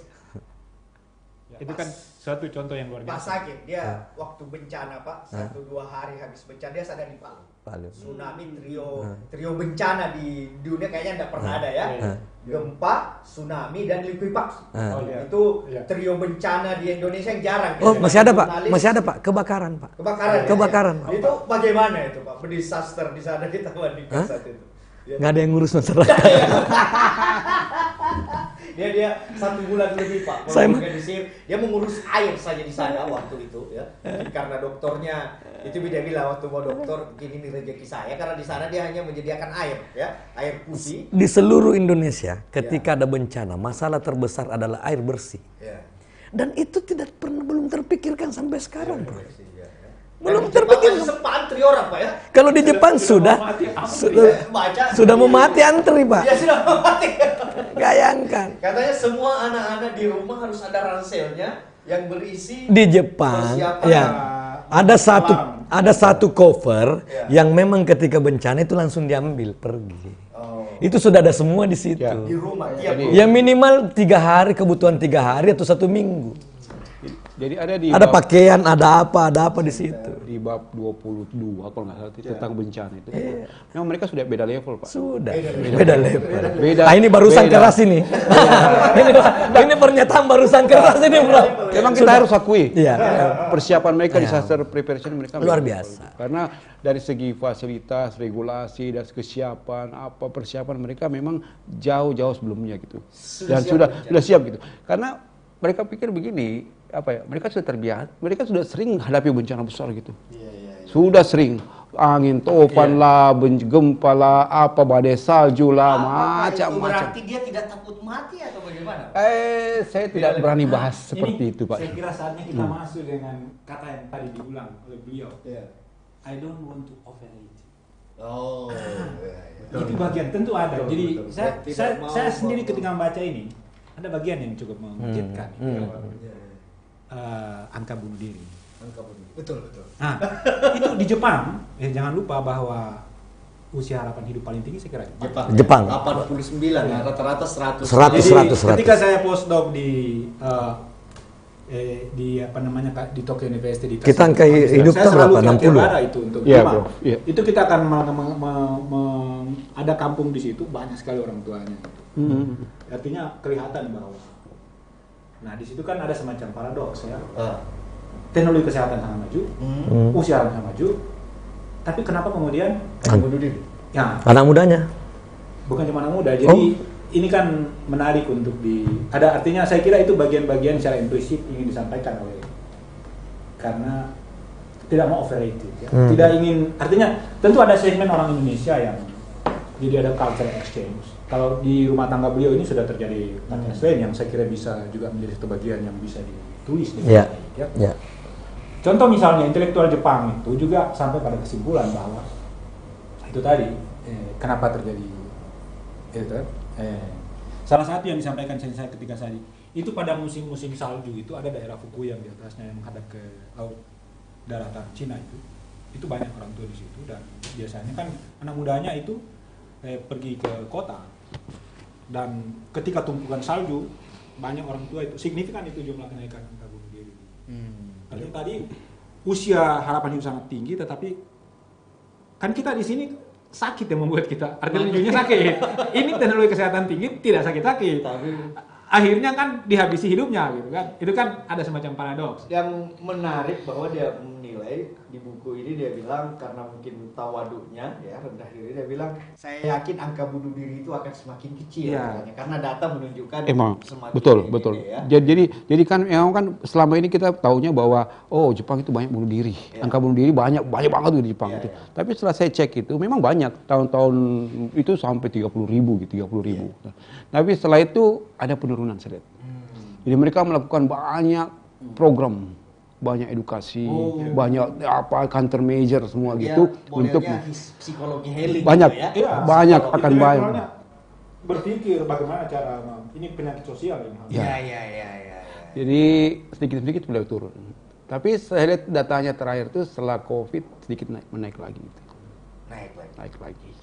Ya, mungkin karena masalah ekonomi, masalah apa gitu. Tapi saya lihat orang Jepang itu selalu berhasil kok, Pak. Mereka kalau ada problem, mereka bikin program jangka panjang gitu ya. Biasanya sedikit-sedikit. Saya ambil contoh itu, Pak, Nobel. Nobel Prize. Sampai tahun 2000 itu mereka jarang dapat Nobel. Kalau nggak salah cuma satu. Nah, mereka kuat di terapan, tapi pada itu Nobel dia kurang. Jadi mereka pemerintahnya segera membuat satu program bagaimana cara mencetak Jepang yang kuat di Nobel. Mereka tahu sadar kelemahannya apa gitu. Jadi banyak program itu. Banyak mencetak. Setelah itu tahun 2000 ke atas hampir tiap tahun nama-nama mereka. Dia dorong riset fundamental. Dasar, diatur. kampus. Diatur. Nah, sekarang ini ada kita tapi dia nggak bisa bicara good news aja, Pak ya. Di Jepang juga banyak bad news gitu kan. Saya kayak riset juga mulai performance riset mulai menurun sedikit gitu. Nah, tapi mereka juga mulai sadar gitu. Wah, bahaya nih kalau begini nih, ya. Jadi mereka akhir ini sudah mulai mengalokasikan banyak anggaran lagi untuk riset. Artinya begitu ditemukan satu fenomena sosial langsung black spot.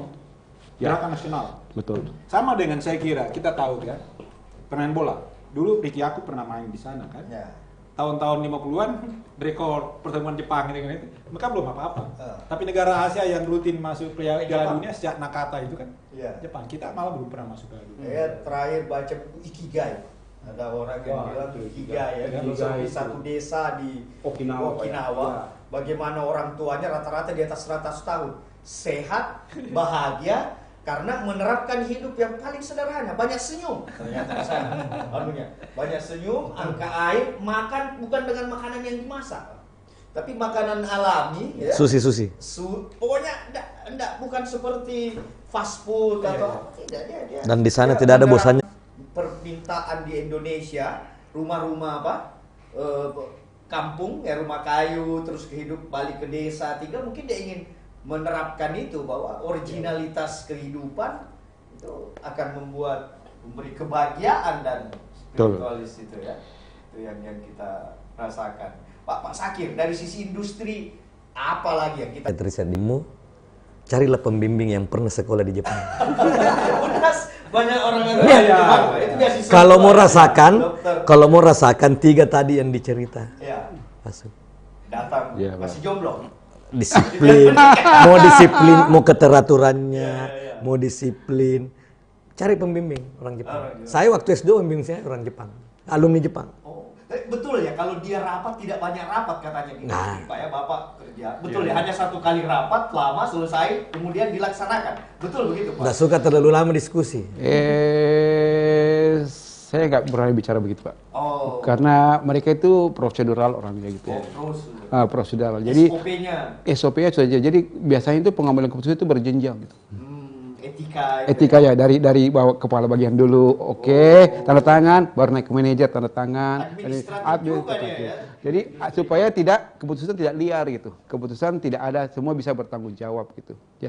Jadi kadang-kadang jadi mereka sangat prosedural gitu. Jadi itulah yang dipakai di negara-negara lain sekarang. Jadi kayak GoS, 5 itu 5S, itu banyak diadopsi oleh perusahaan negara-negara lain gitu. Nah, di sana sudah jadi budaya. Ada satu hal juga yang jangan sampai kita luput kejujuran. Iya, jujur. Saya bandingkan ini. Itu kalau kita rental mobil di Indonesia, kita mengambil dengan tangki bagaimana? Kosong biasa. Ya, kosong. Paling hebat. Kenapa kita itu tidak sampai adil? Orang Jepang itu menemukan begini. Saya kira di sejumlah negara juga demikian. Dia punya SOP, ambil dengan full tanki, kembalikan dengan full tanki. Tinggal letakkan di atas bahwa kita sudah isi full. Jadi di situ tidak ada pihak yang dirugikan kan? Nggak ada. Tapi kenapa kita tidak melakukannya? Yang malam barangkali ada yang praktekan itu, kalau customer ada yang mengembalikan setengah, ya kasih keluar saja itu. Ada Prof? Ini satu aspek kejujuran. Kalau interaksi lebih jauh banyak sekali. Jepang katanya, dia produsen dan ekspor mobil terbesar dan motor terbesar di dunia. Tapi orang Jepang sendiri paling sedikit orangnya naik mobil, Pak ya, betul lah itu, Pak. Tolong kasih sebenarnya tidak. Katanya lebih banyak jalan kaki. Sebenarnya kereta, sepeda atau gimana? Dia belikan dia bikin untuk kita, Honda, Toyota, Nissan, Yamaha, Nissan, kasih kita, biar ada insight. Bidangnya beli. Jadi begini Pak Tamsil, sebenarnya di mobil juga banyak sih. Banyak. Ya. Tapi di kota. Cuman begini, mereka pada saat Senin sampai Jumat itu lebih senang naik kereta. Oh, di hari work day, hari work day. Kenapa? Tepat waktu. Tepat waktu. Tapi pada saat hari Sabtu Minggu biasanya keluar mobilnya. Nggak bisa beli mobil kalau nggak ada parkirnya, Pak. Pergi belanja atau apa? Pergi belanja. Maksudnya? Nggak bisa beli mobil kalau nggak tersedia parkir. Peraturan harus ada parkir. Jadi kalau tidak ada garasi, kau tidak boleh parkir di pinggir jalan, Pak.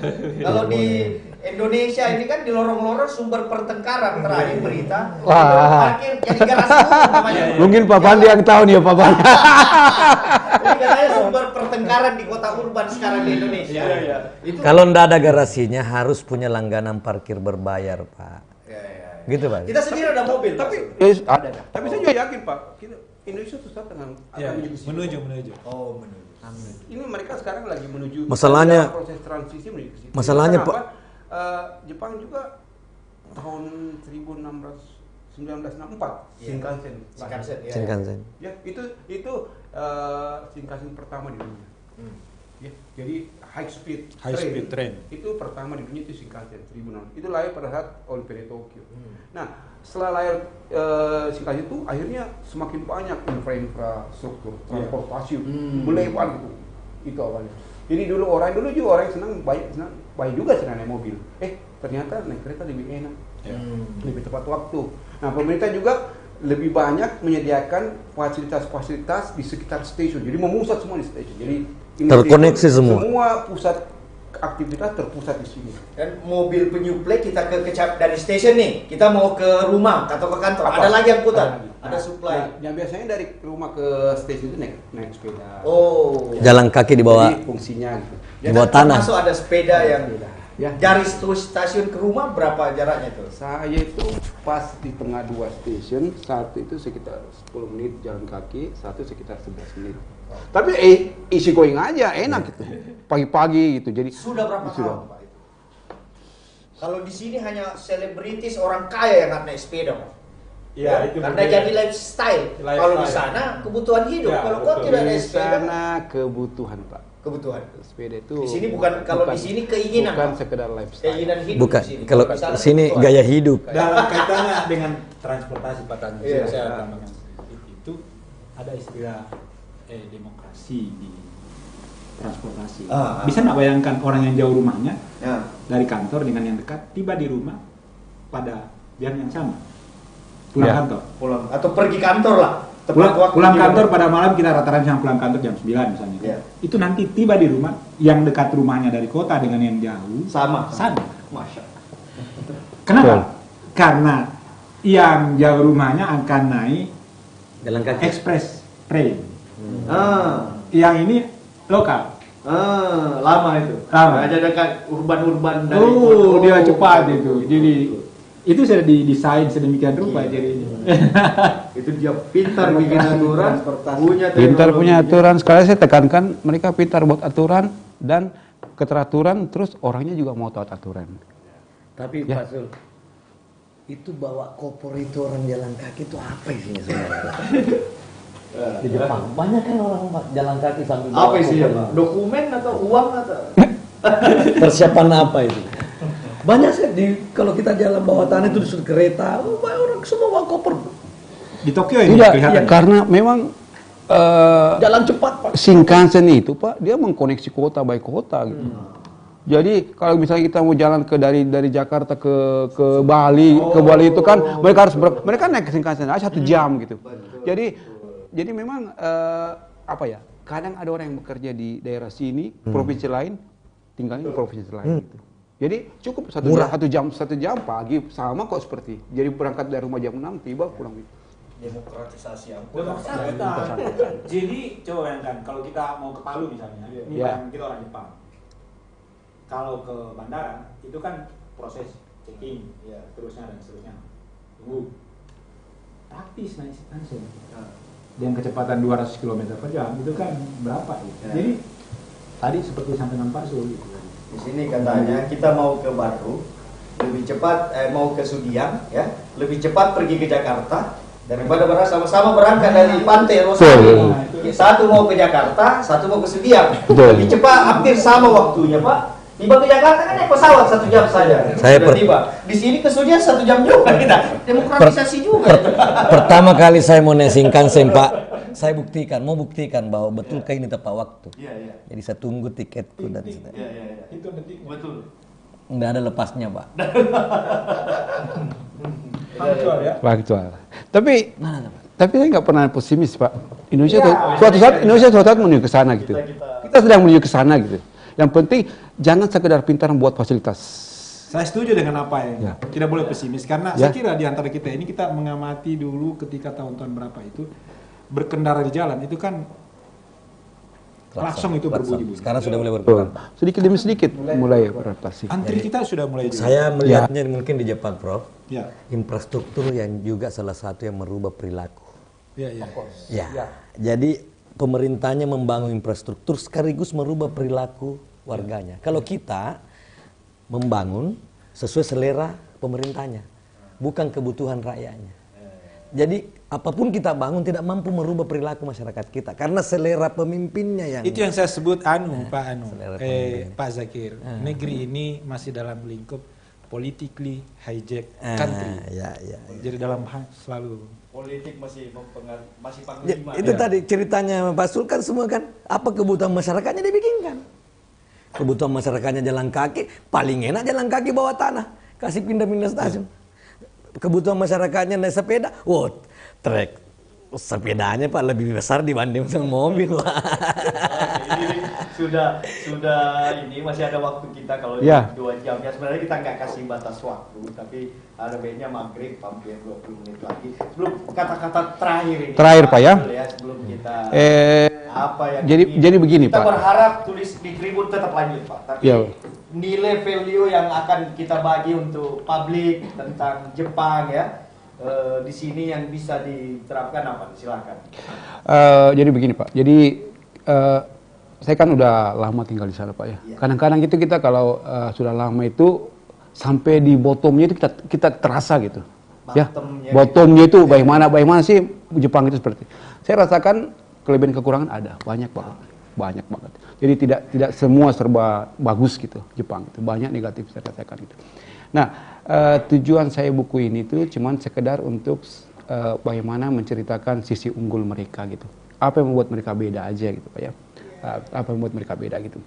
Nah, jadi di situ ada beberapa bapak 1 sampai 23 membahas berbagai macam, ada masalah disaster lah, masalah pendidikan anak lah atau apa.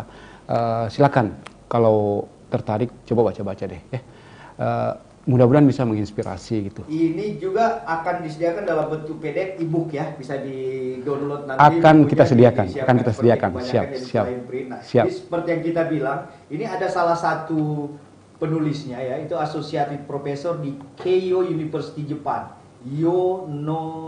Nonaka. Ya. Dia bilang begini, sebagai orang Jepang ketika membaca buku ini, saya menyadari banyak hal-hal unik yang belum pernah saya perhatikan di dalam budaya negeri saya. Ya, jadi orang Jepang sendiri merasa itu bukan sesuatu yang baru ya, karena biasa saja gitu. Kita aja yang melihat di sini. Ini saja dia menganggap itu kayak biasa gitu ya. Sama dengan orang makan dan hidup. Gitu kira-kira. Betul. Ya. Nah, kebetulan saya punya sempat lahir besar di sini ya. Merasakan dua culture gitu. Terus 15 tahun di sana. Jadi apa yang terasa di sana, yang saya rasakan di Indonesia, saya bisa bandingin gitu. Kok di sini nggak seperti ini? Kok di sini seperti tidak ini? Jadi perbandingan itu jalan gitu. Betul, Pak. Jadi, pendalaman seperti ini gitu. Sekarang ada jargon Pak, mata lokal menjangkau. Ya, betul. Nah, ketika kita doktrin wartawan baru, kita bilang, anggaplah dirimu. Kan kita terima local voice, wartawan lokal. Anggaplah dirimu kau tulis di sini. Semuanya hal baru. Tapi susah juga itu, Pak. Anggaplah dirimu turis. Pendatang tulis di sini, turis, sehingga kau bisa menuliskan apa saja di sini ya, yang itu akan memacu kreativitas itu ya. Iya, tapi memang harus dan keluar Pak, inisiatif. Betul. Jadi dia susah juga kita itu lokal itu. Jadi karena kita terima wartawan lokal, ya kita mau berita lokal di situ panggung nasional gitu, panggung. Tapi dia merasa itu bukan berita biasa. Ya kan harus luar biasa kalau berita. Tapi karena biasa saja, itu tantangan ke depan ini tentang kesan itu memang harus ini, tapi itu lebih terbuka di era kita. Sebelum ke Prof Tasrif ya, mungkin masih ada di sini yang mau memberi tanggapan atau kesan di forum ini, Pak Iqbal atau Prof Tasrif dulu. Itu saya lihat Kak Suryadi. Oh ya silakan, iya. Pernah menghabiskan waktu namanya, ya. Terima kasih banyak. Assalamualaikum. Salam. Saya tertarik sekali di sini. Pak Suryadi dari Unhas juga. UND Pak. Oh dosen. Masih ikip dulu. Oh salah. Iya. Sekarang tidak swasta. Sebenarnya beliau ini tetangga saya dulu. Di Cendrawasih. Oh. Hanya baru kali ini ketemu. makanya kayak ada ingat-ingat. Ada yang menarik. Pas stadion, Pak. Pak Tamsil, ada yang menarik. Tetangga saya dulu di Cendrawasih, tapi baru ketemu sekarang. Nah, itu kan. Iya, tema baru itu. Saya maksimalkan untuk hadir di sini. Kerinduan. Tahun berapa itu, Pak? Tahun berapa, Pak? Tahun berapa bertetangga, Pak? Tahun 1984. Bodoh, dah. Orang tua beliau Pak Kiai selalu paman saya itu Pak Suhaib selalu berkunjung ke tempat saya. Sudah hampir 40 tahun. Hampir 40 tahun. Terus kebetulan Pak Tasrif, adik saya juga. Jadi sedikit saya pernah diundang secara pribadi ke Siba, Pak Tasrif. Dari dulu saya baca tulisannya Pak di Tribun. Oh iya Pak, makasih banyak Pak. Jepang ini sangat, warganya patuh kepada pemimpinnya. Sangat patuh. Ini pertanyaan juga, kenapa sampai dia sangat patuh? Tadi Pak sudah sampaikan bahwa beliau cerdas membuat aturan. Saya pernah saksikan naik bus ketika pemerintah Jepang menyampaikan bahwa kita harus efisiensi energi. Karena baru-baru ada sumber energi itu yang meledak ya. Selepas Fukushima ya. Fukushima Pak. Oh iya. sebenarnya. Itu Iya. besi itu. Iya. Setiap lampu merah Reaktor nuklir Pak Prof.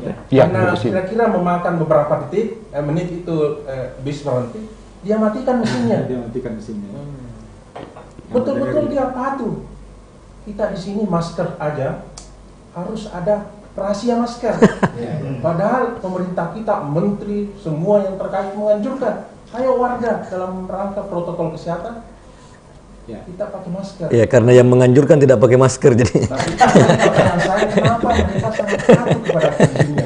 Apakah terkait karena Sudah winning? pemimpinnya Sudah juga warga negara Jepang. sangat masih sedikit ketika ada kesalahan sedikit mundur. Tadi Pak Francis Jepang. sudah sampaikan Jadi adik-adik. dia malu ada yang sekali Jepang, kalau ada yang Indonesia. ada kesalahan. Akhirnya dia mundur. Ini mungkin sangat menarik ini. Harakiri, Perlu kita bunuh diri kalau dulu ya. analisa ini karena ini konsep kita sepakat. Pak Prof tadi secara online juga sudah menyampaikan konsep ini bagus diadopsi. Pertanyaan selanjutnya yang saya ajukan, dari mana kita memulai?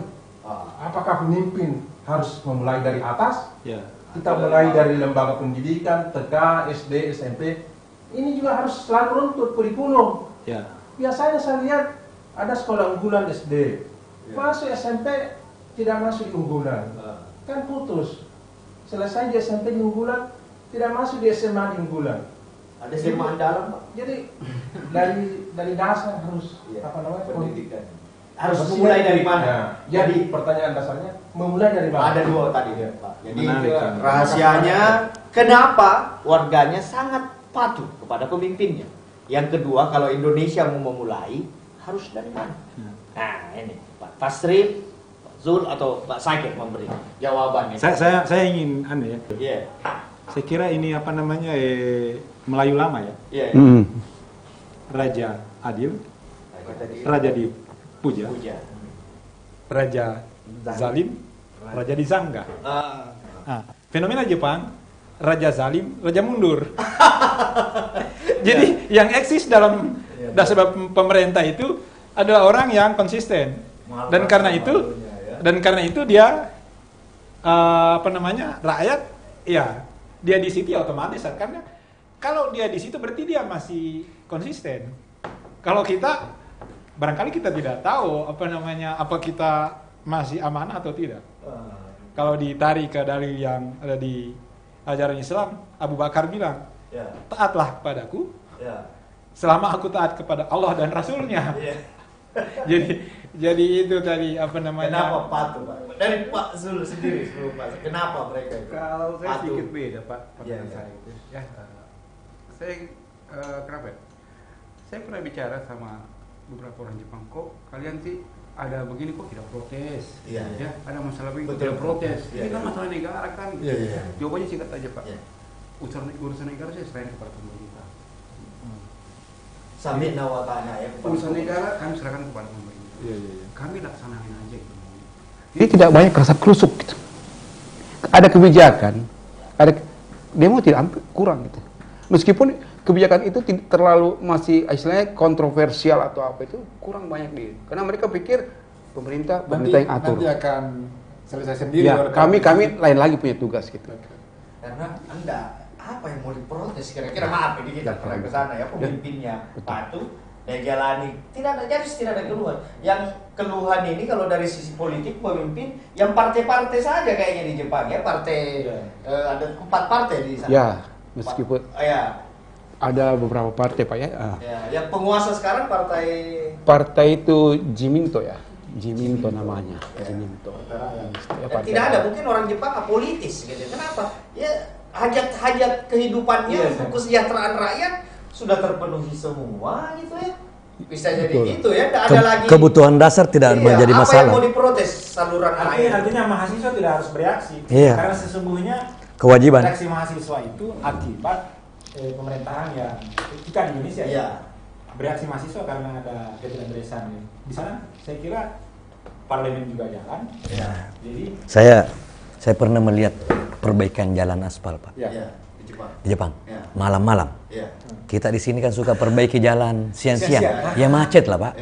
Yang kedua, memperbaiki jalan sama mulusnya, mengcutting jalan sama mulusnya sebelum di-cutting dan setelah di-cutting. Kita di sini begitu sudah ditambal Pak bergelombang. Jadi Pak Zakir, jadi timingnya itu Timingnya, tengah Pak. malam itu ya. Timingnya Jadi tengah kan malam. tidak banyak kendaraan. Baru diperbaiki jalan Pak. Kita di sini senang kalau ramai Pak. Presiden baru tidak pernah ngomong saya mau 3 periode. Seluruh mahasiswa satu Indonesia berdemo Pak. Dia pernah kodok bilang ya, walaupun mungkin hasratnya ada. Di sana justru tidak pernah bilang saya mau mundur dia Pak. Ngapain lama-lama? Mana ini capek kita ini. Karena alasan mundur juga Pak supaya segera cari pengganti supaya bisa ambil kebijakan lebih segar gitu. Jadi menyerahkan daripada saya terus memerintah terus beban dalam terus periode di buku ini dalam 9 tahun ada 4 perdana menteri kalau ada periode 4 tahun 5 tahun 4 perdana menteri. 4 perdana menteri. Ada periode 5 tahun 4 perdana menteri. Padahal periodenya hanya butuh 5 tahun ya kalau satu perdana menteri ya. 4 tahun kalau 4 tahun. ya. Oh sama Amerika ya. Tapi karena mereka merasa tidak mampu terus polingnya rendah atau apa atau merasa banyak ketidakpuasan ya dia mundur sendiri gitu. Tapi mundurnya smooth, Dan tidak ada ketika masalah. mundur gitu. kembali Serahkan kembali lagi pengacara kembali. Ya. Jadi tidak terlalu banyak gejolak seperti itu. Jadi harus mulai dari mana Pak? Pertanyaannya. Dari pendidikan Pak. Pendidikan. Bapak guru itu kan? pendidikan paling penting gitu. Makanya saya taruh di bab kedua itu pendidikan dasar mereka sudah terlatih. Jadi mereka diajar untuk selalu kerja tim gitu. Kolektivitas. Jadi tidak terlalu mentoleransi orang yang mau tampil beda sendiri gitu. Ya. Jadi sebisa mungkin semua kerja tim, semua kerja gini. apa. Jadi tadi kan disebut sekolah unggulan ya. Saya kira Pak Zul itu di Jepang. Tidak dianjurkan. Tidak ada sekolah unggulan di Jepang. Karena semua unggul. Semua unggul. Jadi sonasi sebenarnya ide kita di tanah air itu sebenarnya dalam rangka menghilangkan itu kesenjangan. Kan kalau kita pelihara sekolah unggulan itu akan ada kepentingan politik ya Mas. Kalau Jepang kan dibuat itu supaya mulai dari SD, SMP, SMA sekolah di sekitarnya saja. Tidak membuat kemacetan kan. Terus masyarakat saya kira disebut di sini oleh Pak Zul. Jadi sekolah SD sekitar itu orang tua itu bergilir untuk mengontrol itu. Jadi ada semacam pembelajaran ini tanggung jawab society. Ya. Itu ya. Kalau pendidikan basic, pendidikan dini bagus kesana Pak. Bagus banget kesana. Ini itu sebelum TK atau? Jadi TK, SD, SMP itu bagus. Karena mereka memang ada jenjangnya loh. Dan cuman ada satu masalah Pak. Kalau kadang-kadang itu sudah banyak sih yang pernah belajar ke sana gitu, ke Jepang. Bagaimana sih pendidikan Jepang sudah banyak gitu. Tapi pada kembali ke Indonesia gitu hilang. Bukan juga hilang, tidak terkoordinir. Karena mungkin karena lain sendiri kalau pulang ke Indonesia. Mungkin karena sudah lain lagi suasana apa. Jadi coba tanya Prof. Kedisiplinan pendidikan di Jepang ketika diterapkan di Unhas mahasiswa senang nggak? Jadi coba. Apa namanya? Keteraturan, kedisiplinan. Itu. Mental. Tadi ada kaitannya dengan politik, ada kaitannya dengan. Jadi banyak. Tapi saya kira kita tetap optimis ya. Betul. Jadi secara bersama-sama kita maju. Ada lagi dari sini ada yang mau memberi ini di forum ini mungkin masih ada sebelum kita ini Pak Iqbal kata terakhir ya sebelum ini. Pak Robi mungkin masih ada poin dari hasil diskusi sudah 60 menit lebih ya 80 menit lebih ini dari poinnya sebelum silakan kita persilakan Pak Andi Iqbal, Pak Robi ya menyimak membeli value apa yang mesti kita bangun dari Indonesia. Tadi udah dijawab mulai dari pendidikan ya Pak mulai dari mana? Kenapa pemimpinnya ada banyak masalah yang akan kita identifikasi sebanyak jawaban yang kita berikan. Nah, kesan terakhir dari Pak Andi Iqbal kemudian ke Pak Robi ya. Kembe apa poin? Silakan Pak Andi Iqbal dulu kita mulai ya. Terima kasih Pak. Jadi saya kira saya sependapat tadi bahwa kita memang harus memulai dari pendidikan usia dini itu ya. Dan kita berharap bahwa ke depan juga kita akan seperti Jepang ya. Jadi kata orang Jepang itu yareba dekimasu ya, suatu optimisme yang cukup luar biasa bahwa kalau kita kerjakan sesuatu itu dengan niat akan bisa. Buku seperti ini saya kira satu buku yang sangat menarik dan memberi motivasi buat utamanya generasi-generasi muda, dan tentu kita berharap buku keduanya Pak Surya terbit, karena saya baca di Tribun masih banyak tulisan-tulisan yang sangat inspiratif ya. Jadi kita tunggu buku keduanya. お疲れ様でした。本当にありがとう. Ya, saya kira itu. Sekali lagi, terima kasih banyak. Pak Robi, silakan Pak Robi, mewakili Pak Rahmat Gobel ya dari Persada. Silakan Pak Robi kami. Terima kasih semua. Sama arigato. Arigato gozaimasu. Saya sangat setuju sekali dengan hasil diskusi tadi bahwa kita bisa seperti mereka, ya.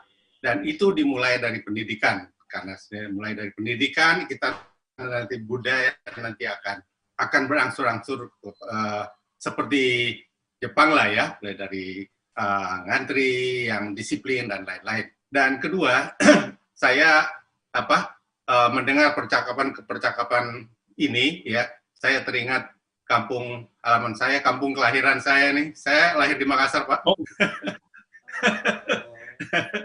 Saya lahir di Makassar, saya lahir di Rumah Sakit Pelamunia. Dulu saya tinggal di perapatan Jalan Sutomo, misalnya situ, dekat situ. Jadi terima kasih untuk kesempatan ini, dan saya tidak merasa canggung berada di tengah-tengah bapak-bapak Tribun Timur, di tengah bapak-bapak dari Unhas dan lain-lain, dengan Pak Zulkifli juga. Saya, walaupun belum ketemu secara fisik, kami sudah merasa dekat sekali. Terima kasih. Terima kasih. Sebagian di sini ada 40 tahun baru ketemu, kita udah komunikasi hampir setahun. Pak Sakir, Tasrif pernah di Jepang tapi tidak pernah ketemu ya.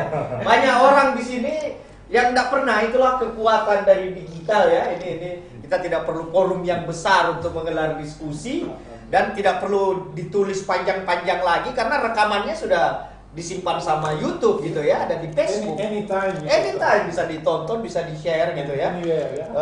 Partisipan bisa lebih banyak gitu ya. Bisa lebih banyak. Kayak ini ada lagi mungkin dari forum yang ingin menyampaikan sebelum Pak Sakir, ada kata-kata terakhir. Ya, silakan. Buku ini penting. Buku ini bisa menginspirasi, tapi sebenarnya Pak Sul, buku kehidupannya Pak Sul yang dua ini. Sejak pertama kita diskusi, ini soal adab. Saya kagum sekali sama Jepang soal adab. Sejak pertama kita diskusi, saya perhatikan Yuki dan Ibu nggak pernah berubah duduk. Nggak pernah berubah duduknya. Yuki sampai mengantuk. Hampir tertidur, enggak berubah. Matanya terus menatap pembicara. Nggak bisa, sampai tertutup matanya sebentar. Nggak pernah berubah. Ini soal adab, etika, yang belum tentu kita miliki. Ini sudah menyelisik juga nih kayaknya. Kenapa? Kita orang Indonesia terlalu banyak orang pintar. Banyak orang bisa bikin buku. Banyak sekali bisa berdiskusi panjang lebar. Tapi mempraktekannya, Pak. Pak Sul membawakan kita buku kehidupan 2. Dia praktekkan hampir 2 jam, Pak. Hampir 2 jam. Yuki ngantuk tadi? Mengantuk tadi kan? Tidak berubah. Dan itu gaya orang Jepang. Asli Jepang. Yang kedua, yang terakhir. Mulai dari mana tadi, Pak? Kita mulai caranya Pak Sul menikah dengan orang Jepang. Dibagi 2, ada tetap berwarga negara Jepang, ada tetap berwarga negara Indonesia. Anaknya Pak Sul ada warga negara Indonesia, ada Jepang. Itu lebih mempercepat kita memulai berubah, terutama soal adab. Ya, saya kira itu. Ya. Ya ada ini Pak. Jadi katanya banyak. Kamu menelisik, jadi saya telisik juga Pak. Ya. Banyak profesor ya. Banyak. Tapi guru besar itu yang kurang. Ya. Nah, guru besar itu berbicara di tataran etika, Pak. Teladan. Filosofis, etika, dan memberi teladan. Iya, teladan. Katanya era internet ke depan ini semua konten bisa dapat. Sudah ada di sini. Tapi adab. Dulu zaman Pak Zul kita Pak, kalau tidak ada guru, tidak ada buku, tidak ya. bisa belajar kita. Ya, pandemi mengajari kita sekolah kita tidak butuh lagi. Tidak perlu. Di rumah kita bisa belajar. Ya. Jadi bukan lagi tentang apa, siap, tapi bagaimana cara belajar. Ya. Nah, ini filosofis sekali dia, etika dia Pak Sakir ini menggambarkan. Sudah menyisik lagi, Menyisik lagi lebih dalam lagi. Dia memperhatikan betul ya dari Jadi, tatapan mata. Mata kita ke depan, ini mata ke kanan ya. Dia ada anak laki-laki, kuliah di Malaysia. Jangan-jangan mau dilamar. Oke, ini Pak Kamil mungkin dari ini apa ya poin sebagai editor tulisan-tulisan ini. Saya hanya menunggu Iya, Pak. yang kedua, buku yang kedua. Iya, Pak. Tulisan pertama saya ke Jepang itu Tokyo, kota tanpa klakson. Karena berapa hari saya di sana tidak pernah mendengar suara klakson. Tidak ada mobil, kereta api semua. Dia di jalan, cuma dia mau tekankan bahwa kita terlalu banyak klakson. Kemudian itu Shinkansen itu saya dengar informasi 10 tahun hanya terlambat 2 detik apa 2 menit dalam 10 tahun. Itu sudah masalah besar. Dan itu sudah jadi masalah besar Shinkansen itu. Dan saya juga tulis karena saya anggap ini yang luar biasa yang saya angkat di sana. Bisa lebih banyak biar kita saya pikir ini ada forum sebenarnya Duta Besar Indonesia ya, Dirjen Jepang Kita hadir. kurang demokratis. Ya, ya. Semua dikasih kesempatan bicara. Ya. Berdua ini. Mau, tapi mungkin dia Belum terlalu bagus, Pak. Minimal pertanyaannya, kenapa bisa seperti itu adabnya? Kenapa bisa seperti itu orang Jepang adabnya ketika berdiskusi bisa sabar ikut tekun gitu. Kenapa bisa gitu? Itu pelajaran berharga buat orang Indonesia. Yuki atau siapa? Kenapa bisa Yuki bisa Ya, Momoy. Ya. Momoy, Ibu Momoy atau Ibu? Ya, kenapa bisa? Kita anak-anak kita kalau cerita di rumah sama orang tamu, udah. Kenapa bisa ini? Nah, Nihongo dia Ya. boleh aja, Bu. Ya. Bahasa Jepang juga nggak apa-apa gitu. Ya, nanti ditranslate.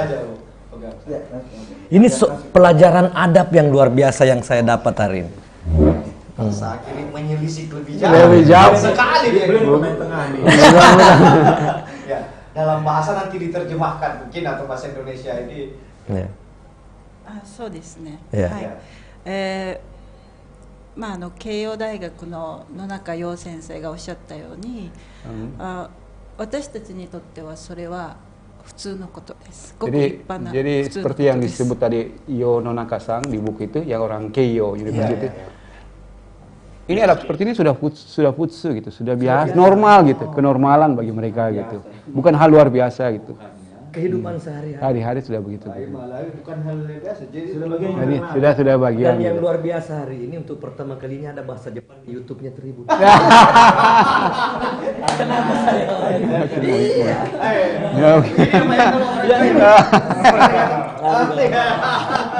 Harus begitu. Saya cuma lihat di Shinchan, Pak. Nakalnya itu Shinchan tapi begini terus kalau ada. Jadi Pak Tamzil katanya sudah mau rubah orientasi, anaknya dimusolahkan ke Jepang. Sudah bukan ke Eropa lagi katanya setelah baca buku. Paling gampang ilmu. Tidak perlu belajar nilainya dia tetap bekerja, berstudi dan menikah. Lengkap dia Pak ya kalau Paripurna, Pak. Ya, paripurna. Dan anunya kalau ini tulisan berserakan memang berbeda. Quran dulu berserakan gitu Pak ya. Dari 2 periode di zaman Utsman baru dikompilasi. Mushafnya. Jadi memang harus ada nanti dikumpulkan itu tulisan baru menarik Pak. Dan dibahas khusus. Dan Pak Sul berpotensi menjadi masa baru orang Indonesia di Jepang. Baru Pak bekerja. Puncak ini. Menikah. Tidak banyak lakukan. Tidak banyak. Oke. Masa baru Pak. Ini sudah sampai ya. Ini sudah pas ya. 7 menit lagi jam 6 itu maghrib di Makassar. Terima kasih sudah hadir Pak Sul. Ya, Kita harap ada diskusi lagi yang berikutnya, mungkin dengan forum yang lebih banyak, otoritas yang lebih banyak yang hadir gitu ya. Pihak-pihak semoga diskusi kali ini membawa pesan berharga bahwa kita bisa seperti mereka. Kita sudah biasa, mungkin kita butuh perbaikan di tanah, tapi poinnya adalah kita bisa. Ada sedikit sama. Iya.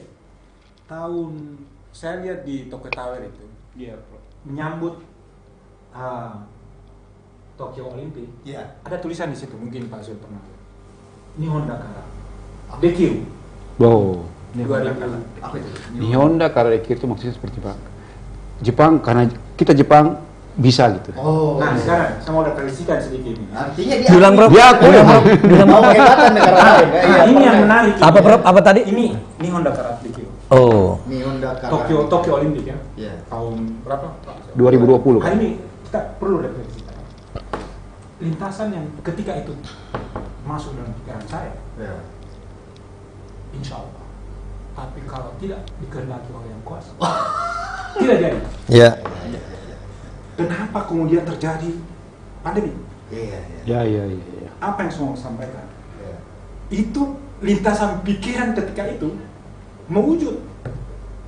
Karena saya bilang tidak bisa. Dia latar belakang profesor fisika kuantum, Pak. Saya tidak bisa. Ya. Tidak bisa. Ya. Jadi tadi itu ada kata insya Allah tadi. Iya. Diulang tadi. Artinya insya Allah kita bisa. Insya Allah kita Insya Allah kita menginginkan ya, sebab segala sesuatu dasar kita terbiasa ya dari dulu segala sesuatu tidak mau sombong di depan ini kita. Makanya itu lagu apa namanya PSSI. Ya. Apa? Yuk, ayo, itu. Ya, terus pasti kita menang. Ya. Sebabnya, kenapa itu PSSI tidak pernah menang, tidak pernah masuk? Itu karena selalu terlalu Tidak ada yang salah. Tidak ada yang salahnya. Insya Allah. Itu saja. Kalau ngomong begitu bro bisa dituduh radikal tuh bro. Bahaya juga itu bro. Tidak, jangan mengupload.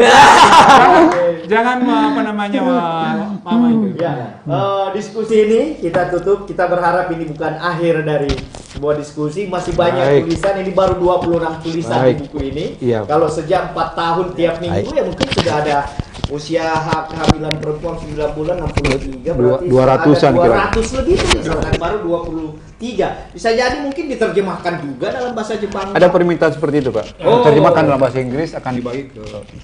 Wah ya, jadi dan sebenarnya walaupun diupload di Google, di paper diterjemahkan auto translate oleh Google dalam bahasa Jepang juga sudah. Iya, sudah lebih dari tidak perlu dicetak seperti ini. Gini ya, mau diterjemahkan dalam bahasa Mandar, bahasa Jawa, teknologi memudahkan itu. Belum ada di Google bahasa Mandar. Belum ada. Sama bahasa Bugis. Tapi sudah ada terjemahan Quran dalam bahasa Mandar. Oh kalau kurang ada, kurang ada. Karena Iman Lapeo itu jauh lebih berkembang Pak dibanding. Banyak yang akan kita katakan sebanyak harapan kita untuk perbaikan di negeri ini. Ya, kita berharap Yuki,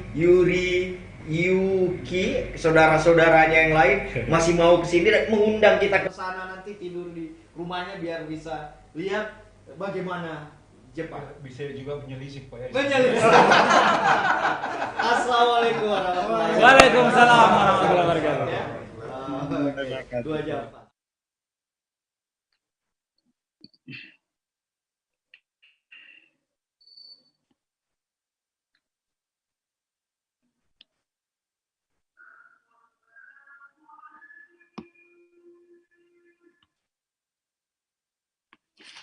Izin live.